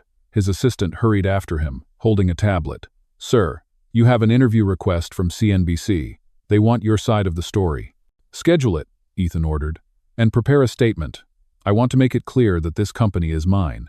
Lo. 2 hours later, he sat under studio lights, cameras aimed straight at him. The interviewer smiled politely. "Mr. Henderson, there's public concern about your leadership following recent events. How do you respond to those who say your personal decisions are affecting the company's integrity? Ethan leaned forward, hands folded, tone controlled. I've dedicated 15 years to building Henderson Global into one of the most respected firms in the nation. People can gossip, but numbers don't lie. Our projects continue, our teams remain strong, and our future is secure. That's the truth. The interviewer nodded. And your wife, Olivia Henderson? Reports claim she still owns the majority of shares. He forced a smile. Olivia has always been part of this family, but she stepped away from business responsibilities. I respect that. She needs rest, and I wish her the best. It sounded polished, but the moment the cameras stopped, his composure cracked. He turned to his PR manager. How did it sound? Strong, she replied, though her voice trembled. But social media is already reacting. People are calling the comment about her needing rest condescending. Ethan clenched his jaw. People twist everything. When he returned to his office, the phone was ringing off the hook. The legal department, the finance team, reporters. His world was spinning faster than he could control. Then another call came through. His lawyer, Mark. Ethan, I just received a notice from Olivia's team. They've filed a motion for an internal audit of company funds. The documents claim misappropriation linked to your personal expenses. Ethan's stomach dropped. What? She has proof, Ethan. Real proof. He slammed the phone down, rage flaring hot. Sienna entered the room, still scrolling through her phone. Why are you yelling? The interview was fine. He turned to her, eyes blazing. Fine? Do you realize what you've done? Your quote, your spending, your arrogance. It's all falling apart. She frowned. Don't talk to me like that. I'm not your secretary. He stepped closer. You're worse than that. You're a liability. Her face went pale. You're scared, aren't you? He didn't answer. His silence was enough. Sienna picked up her purse and walked toward the door. You'll regret talking to me like this. He muttered coldly. Get out. When the door slammed shut, Ethan was alone with the sound of his breathing. The city outside looked gray through the windows. For the first time, he felt small against the skyline he once ruled. At that very moment, Olivia stood on the balcony of her father's mansion, her hair catching the breeze. She checked her phone and saw the breaking headline flash across the screen. Olivia Henderson demands full audit of husband's company following financial misconduct allegations. Her lips curved slightly. Let him play with power, she said softly. He's about to learn who really owns it. In the tower, Ethan's phone buzzed again. Another headline.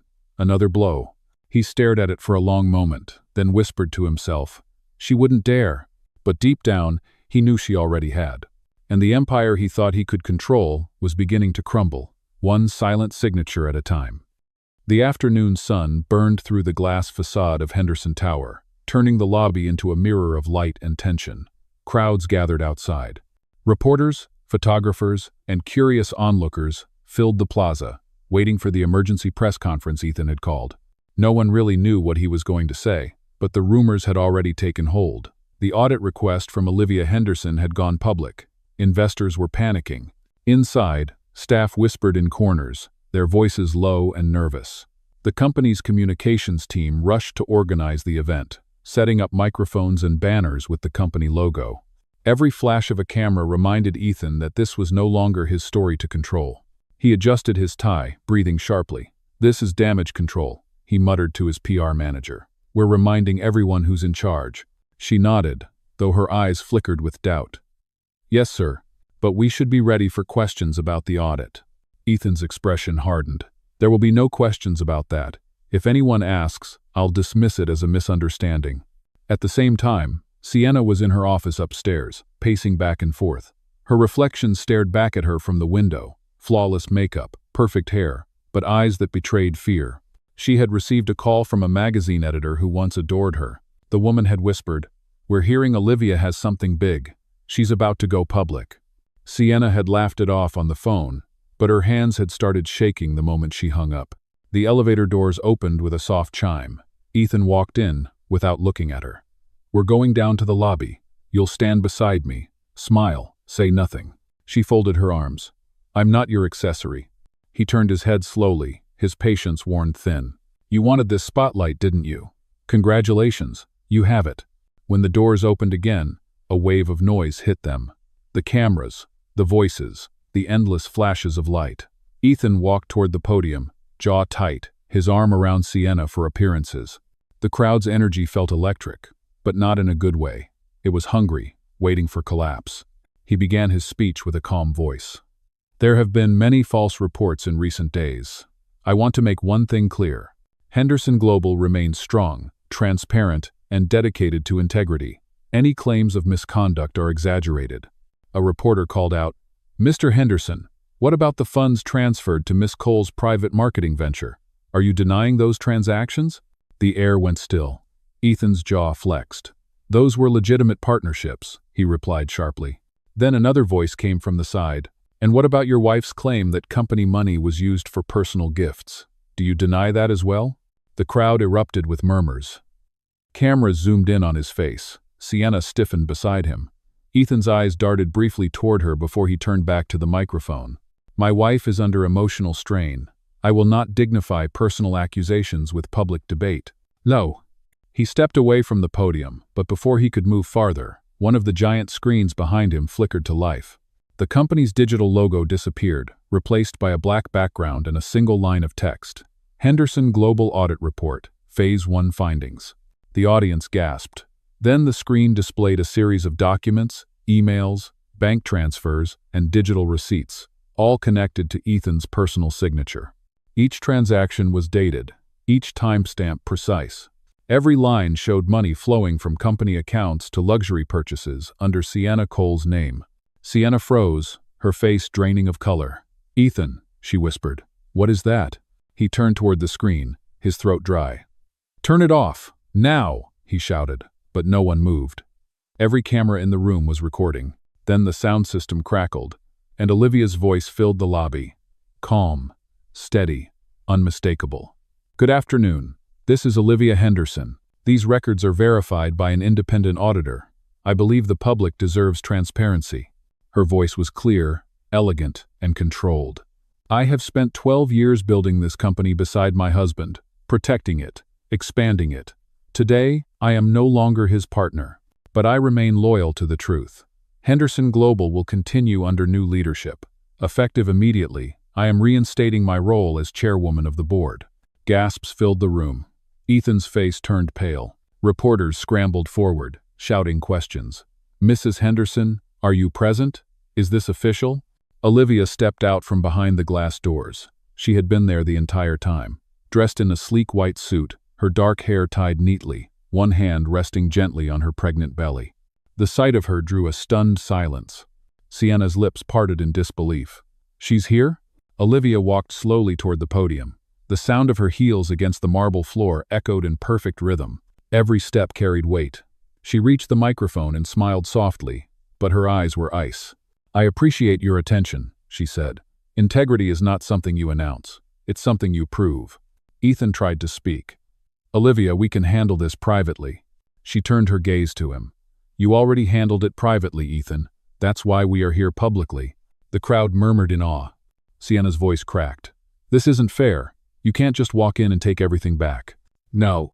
Olivia looked at her calmly.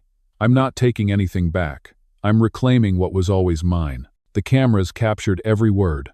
Every angle showed Ethan standing behind her, expression frozen, while Sienna's eyes filled with tears. Olivia placed a final document on the podium. "This is the official board resolution naming me as acting CEO until the transition is complete.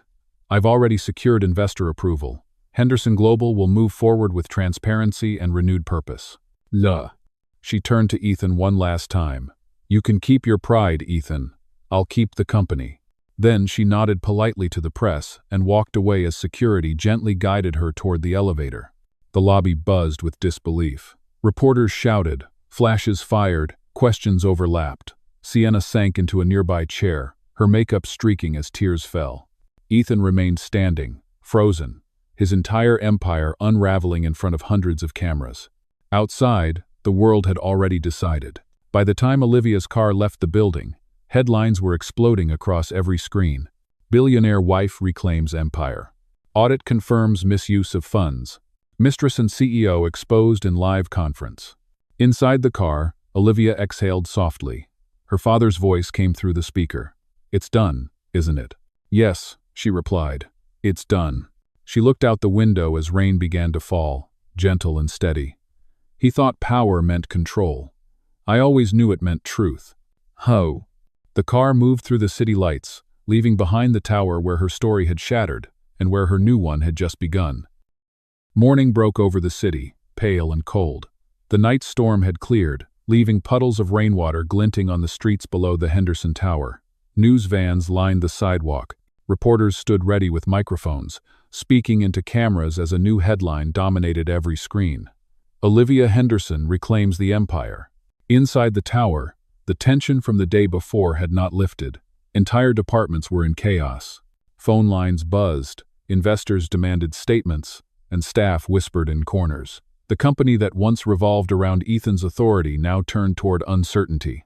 Ethan sat alone in his office. His once polished appearance was gone.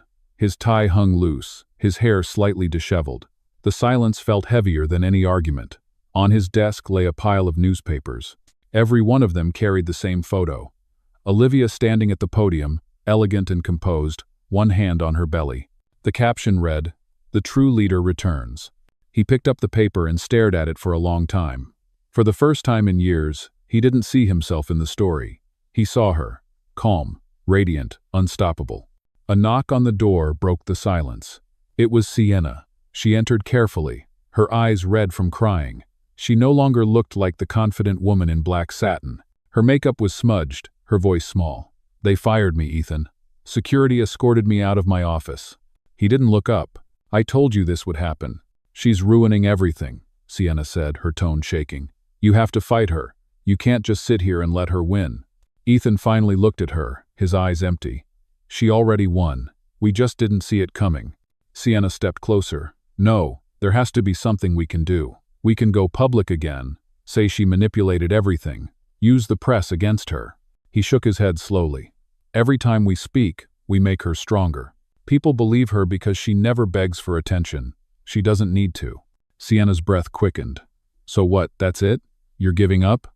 Ethan leaned back in his chair, his voice low. "You wanted to stand beside me when I was on top. Now you can stand beside me while I fall." She froze. Her lips trembled. "You're unbelievable." He turned away. "You should leave before the cameras catch you crying again." Her face hardened. "You'll regret this," she whispered before walking out. The door clicked shut behind her, leaving Ethan alone with the sound of his own breathing. Across town, Olivia sat in a sunlit office inside her father's old firm, now converted into her personal headquarters. The walls were white and minimal, filled with light. Her father entered, carrying a folder. "The board accepted your reinstatement. The votes were unanimous. Even Lang called to congratulate you." Olivia smiled softly. "I didn't want revenge, Father. I only wanted truth." "No." Thomas Shaw nodded. "Sometimes the truth is the sharpest justice." Her assistant entered next, holding a tablet. "Ma'am, the media is requesting a statement about the leadership transition." Olivia stood, smoothing the front of her ivory dress. "We'll do it my way.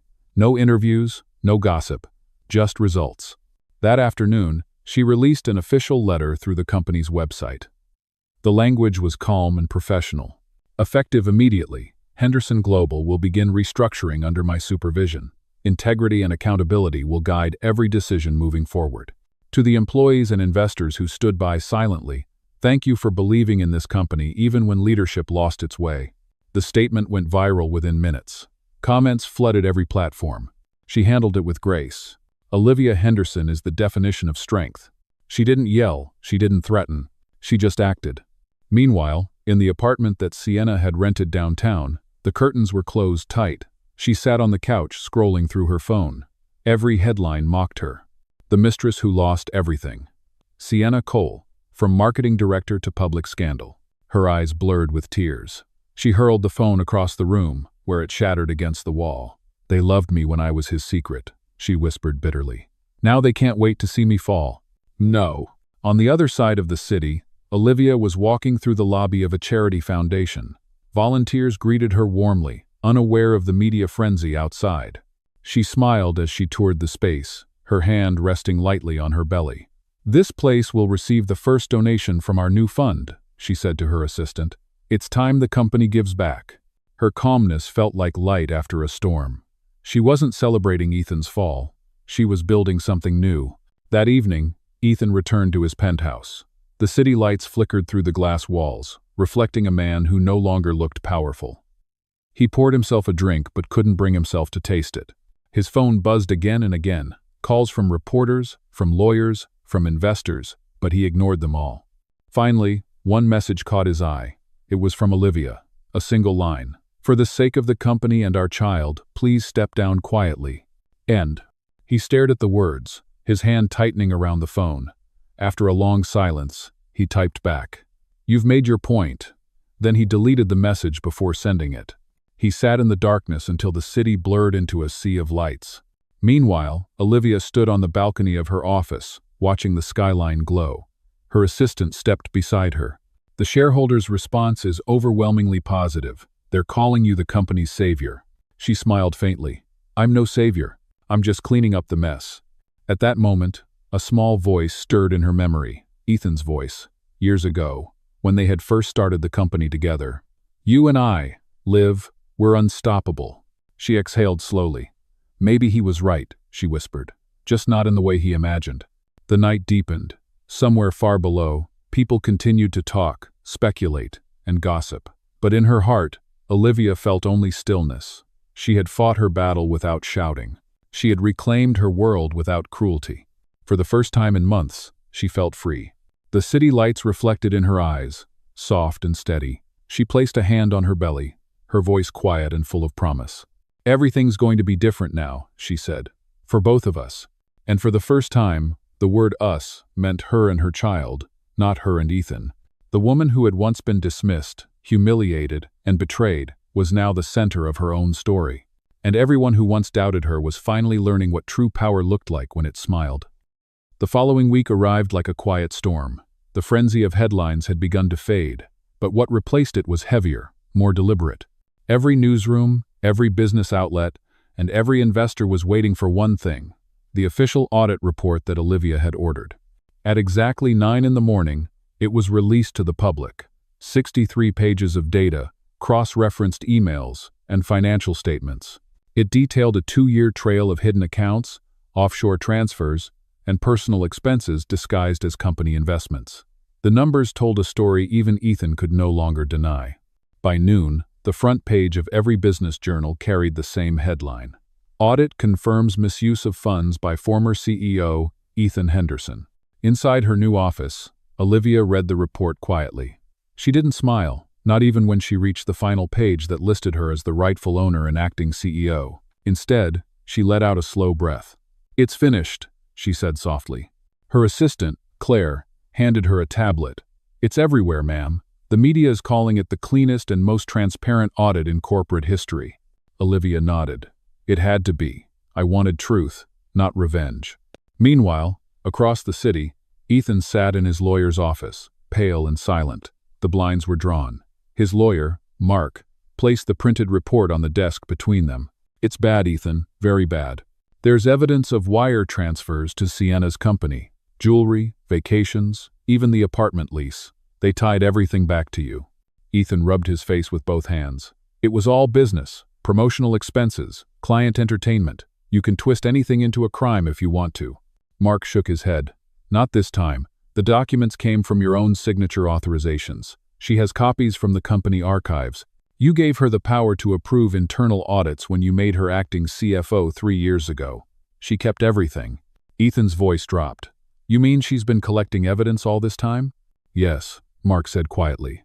"Every email, every file. She was smarter than all of us." The room fell silent except for the ticking of a wall clock.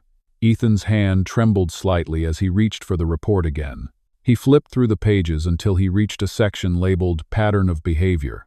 The paragraph detailed repeated incidents of manipulation, gaslighting, and coercive control within both his personal and professional relationships. It cited witness statements, timestamps, and even transcripts from internal meetings. He felt the blood drain from his face. "She's painting me as a monster." Mark sighed. "She's not painting anything. She's showing what already existed." At that moment, Sienna sat alone in a cafe across town, wearing sunglasses to hide her swollen eyes. Her phone buzzed constantly with messages from gossip reporters, old friends, and strangers who wanted quotes. She ignored them all. Then one notification caught her eye. It was a link to a new article. Mistress confirms knowledge of misused funds. Her stomach turned.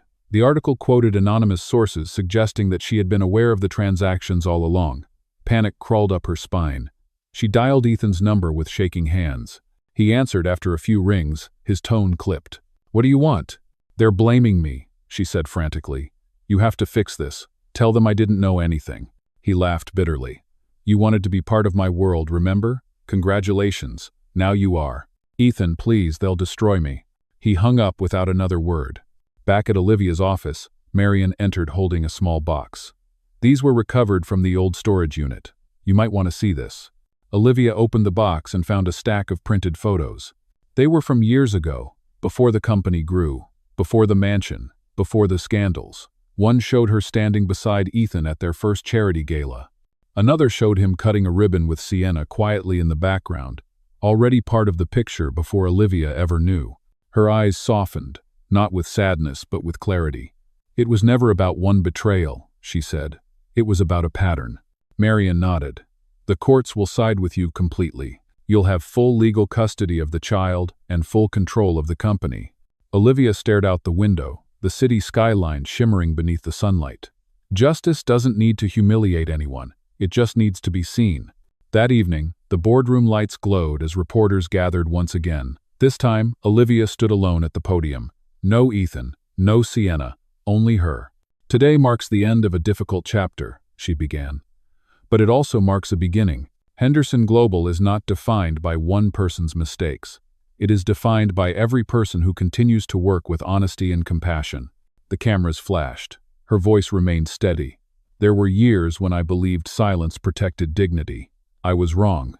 Silence only protects the guilty. The truth protects the future." The room fell quiet. Reporters scribbled furiously, aware that they were witnessing a historic moment. As the press conference ended, Olivia turned to leave, but a journalist called out, "Mrs. Henderson, do you have any words for your husband?" She paused, then looked back. "I wish him peace, nothing more." Outside, the night air felt crisp and light. Olivia stepped into her car, closing the door gently behind her. Through the tinted window, she could still see flashes of cameras. But this time, they didn't feel invasive. They felt distant, like a story that no longer belonged to her. As the car pulled away, she checked her phone. Dozens of messages filled her inbox. Apologies from former colleagues, congratulations from allies, and an unexpected one from her father. "Proud of you. You didn't destroy him. You restored yourself." She smiled softly. "That's all I ever wanted." Across town, Ethan's apartment was dark except for the blue glow of a television. The screen replayed clips from the press conference. Her voice filled the room once again, calm and unshakable. He turned off the TV and sat in silence. The empire he once believed was his had slipped through his fingers. But what haunted him most was not the loss of money or power. It was the realization that the woman he had tried to silence had done the one thing he never could. She had stayed true to herself. Olivia stood on her balcony later that night, the city lights stretching far below. She placed a hand on her belly, feeling a soft movement beneath her palm. "We're free now," she whispered. "Completely free." The wind carried her words into the night. For the first time in a long time, there was no fear, no anger, no noise, only peace. And above the quiet city, the woman who had once been betrayed by love had become something greater, her own justice. The morning after the audit press release, the world woke to chaos inside the financial district. News networks buzzed with breaking alerts. Henderson Global's stock plummeted by 23% in a single hour. Screens across trading floors flashed red with numbers falling faster than anyone could count. Inside what had once been Ethan's office, panic replaced power. Assistants whispered frantically into phones. The board members gathered without him. The door to the executive suite stayed locked, but his silence did not protect him anymore. By noon, the federal authorities had arrived to collect financial records for review. Cameras swarmed the building as agents carried boxes of documents into black vans. Every movement was broadcast live. It was no longer rumor, it was consequence. In a quiet corner of the building, Sienna sat at her desk for the last time. Security stood nearby, waiting for her to pack her things.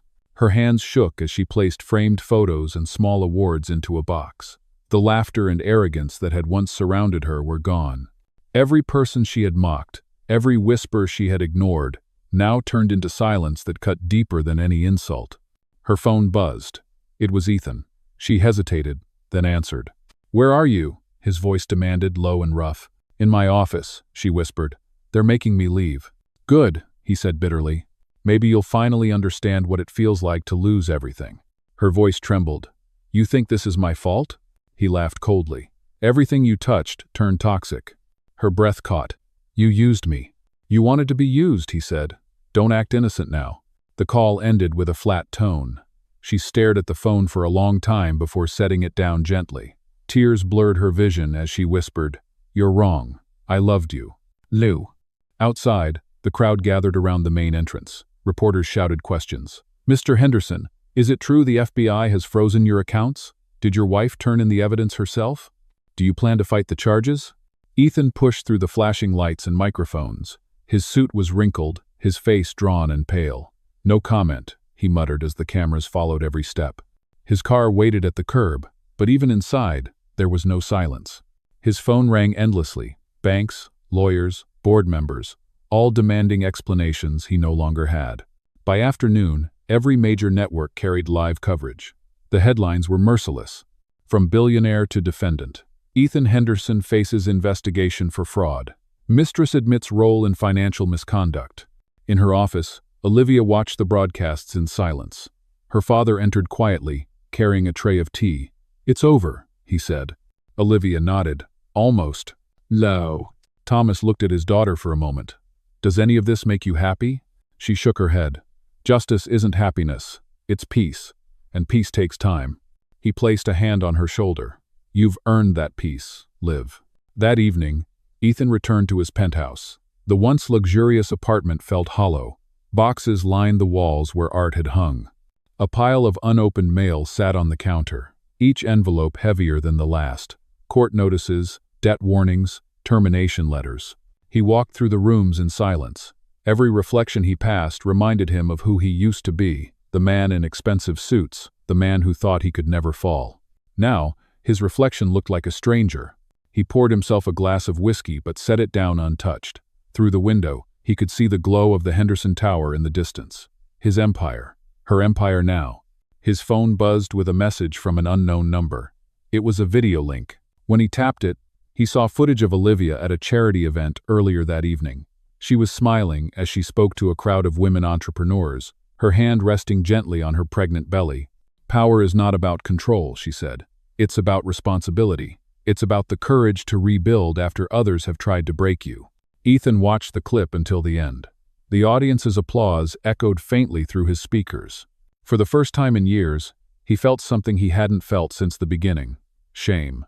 He sat down on the couch, his hands covering his face. His empire had fallen, but what truly crushed him was realizing that Olivia had never needed revenge. She had only needed truth.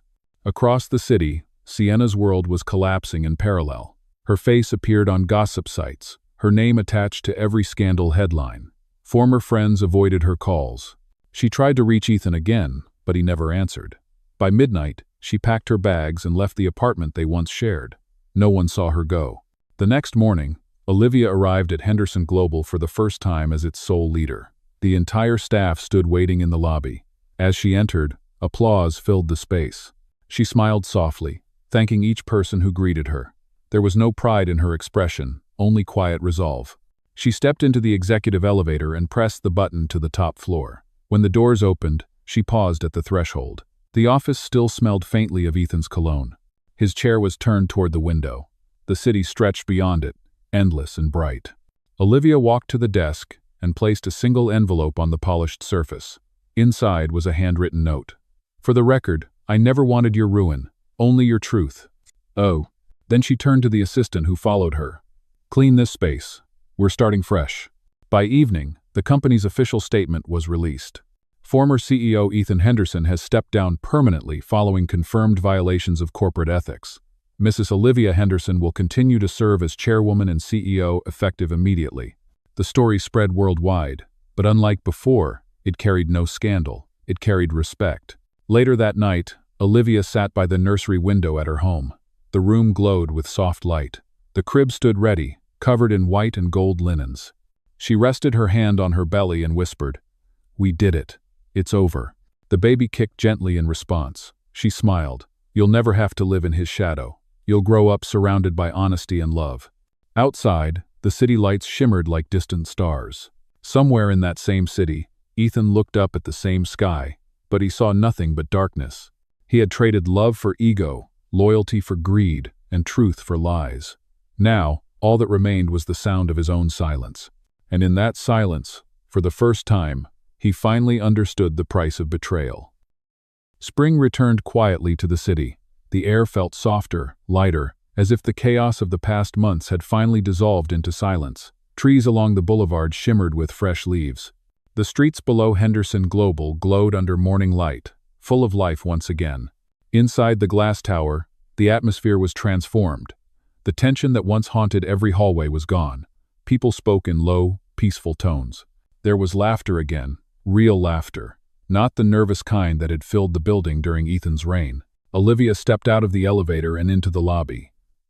She wore a cream-colored suit, her posture graceful and steady. The staff greeted her warmly as she passed. She smiled back, her eyes gentle but confident. She had come full circle, from humiliation to leadership, from loss to purpose. Her assistant, Claire, walked beside her. "The new foundation's documents are ready for signature," she said, "and the press wants a statement about the upcoming charity gala." Olivia nodded. "No press interviews. Let the work speak for itself. Just prepare the letter of intent." They entered the boardroom where the directors were waiting.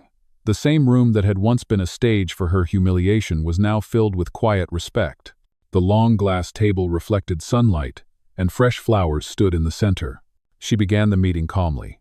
"Today, we close the restructuring phase. From now on, Henderson Global will focus on rebuilding trust with our clients and supporting social causes that matter. We are stronger because we chose truth over pride." The board members nodded. There was no applause, no fanfare, just sincere approval. After the meeting, Olivia stood by the window, looking out at the skyline. For years, this view had represented power. Now it represented freedom. Her reflection in the glass was no longer the woman who had once been afraid. She was whole again. Her phone buzzed on the table. It was a message from the hospital. Her doctor confirmed her next appointment. She smiled softly and whispered, "Almost time." Later that afternoon, she visited the headquarters of the Renewal Foundation, the new nonprofit she had created in partnership with her father. The walls were painted white and gold. Photographs of women, entrepreneurs, and community leaders lined the hallway. Volunteers greeted her with admiration and gratitude. A young woman approached shyly. "Mrs. Henderson, I just wanted to say thank you. Because of the foundation's scholarship, I was able to finish law school." Olivia reached out and took her hand. "That's what this is for," she said. "Everyone deserves a second chance." In that moment, she realized something profound. Her story had never been about revenge. It had always been about rebuilding what was broken, and showing that strength could exist without cruelty. As she walked through the garden outside the foundation, the late afternoon sun touched her face. She closed her eyes and listened to the faint sound of laughter from the volunteers inside. For the first time in years, she felt truly at peace. That evening, she returned home to the mansion she had inherited from her father. It was quiet, filled with soft music and the scent of blooming jasmine from the garden. She sat near the fireplace, one hand resting on her belly, the other holding a book she had been meaning to read for months. Her phone rang once. The screen showed Ethan's name. She hesitated, then answered. "Olivia," his voice said, quiet and tired. "I didn't expect to hear from you," she replied calmly. "I wanted to say I'm sorry," he said after a pause. "For everything. I thought winning meant control. I didn't understand until it was too late." Olivia looked at the firelight flickering against the walls. "I forgave you a long time ago, Ethan, but forgiveness isn't the same as return. We both have to live with what we built." He took a shaky breath. "You were always the strong one." She didn't reply. The silence between them was neither cruel nor kind. It was simply final. "Take care of yourself," she said gently, then ended the call. Across the city, Ethan sat alone in a small apartment. The lights were dim, the walls bare. He looked out at the skyline that once belonged to him. The empire had moved on without him, but deep down, he knew it was better that way. He whispered to the empty room, "She won without destroying me." Then he smiled faintly, a sad, hollow smile. Maybe that's why she truly won. Back at the mansion, Olivia stood by the nursery window. The crib was ready, covered in soft white fabric. She placed her hand on her belly again, feeling the baby move. "Do you hear that?" she whispered. "The world is quiet again. That's our peace." A gentle knock sounded on the door. It was her father. "Everything all right?" She turned and smiled. "Everything's perfect." They walked to the porch together. The night air was cool, filled with the sound of crickets and distant city hum. Her father looked at her with pride. "You rebuilt everything from ashes. That's rare." "Oh." She looked at the stars. "It wasn't about rebuilding the company. It was about rebuilding myself." He nodded slowly. "And you did." The sky above was deep and endless. The same city that had once been a battlefield now shimmered with light. Olivia breathed it in like a promise. Weeks later, the charity gala she refused to turn into a spectacle became the most admired event of the year. No paparazzi, no red carpets, just people, stories, and purpose. When she spoke that night, her words were simple. "There was a time when I thought strength meant silence. I was wrong. Strength means speaking when it matters, even when your voice trembles. It means choosing truth over fear. And it means believing that after pain, there can still be light." Applause filled the hall, warm and genuine. After the event, she stepped outside into the evening air. The city lights shimmered across the river. She smiled to herself, knowing she had reached the ending she once thought impossible. No revenge, no bitterness, only clarity. As she walked back toward her car, her reflection caught in the window of the building, calm, graceful, powerful. The world had once watched her fall. Now, it watched her rise. Inside her, a small kick reminded her that the story was not ending. It was beginning again, this time with hope.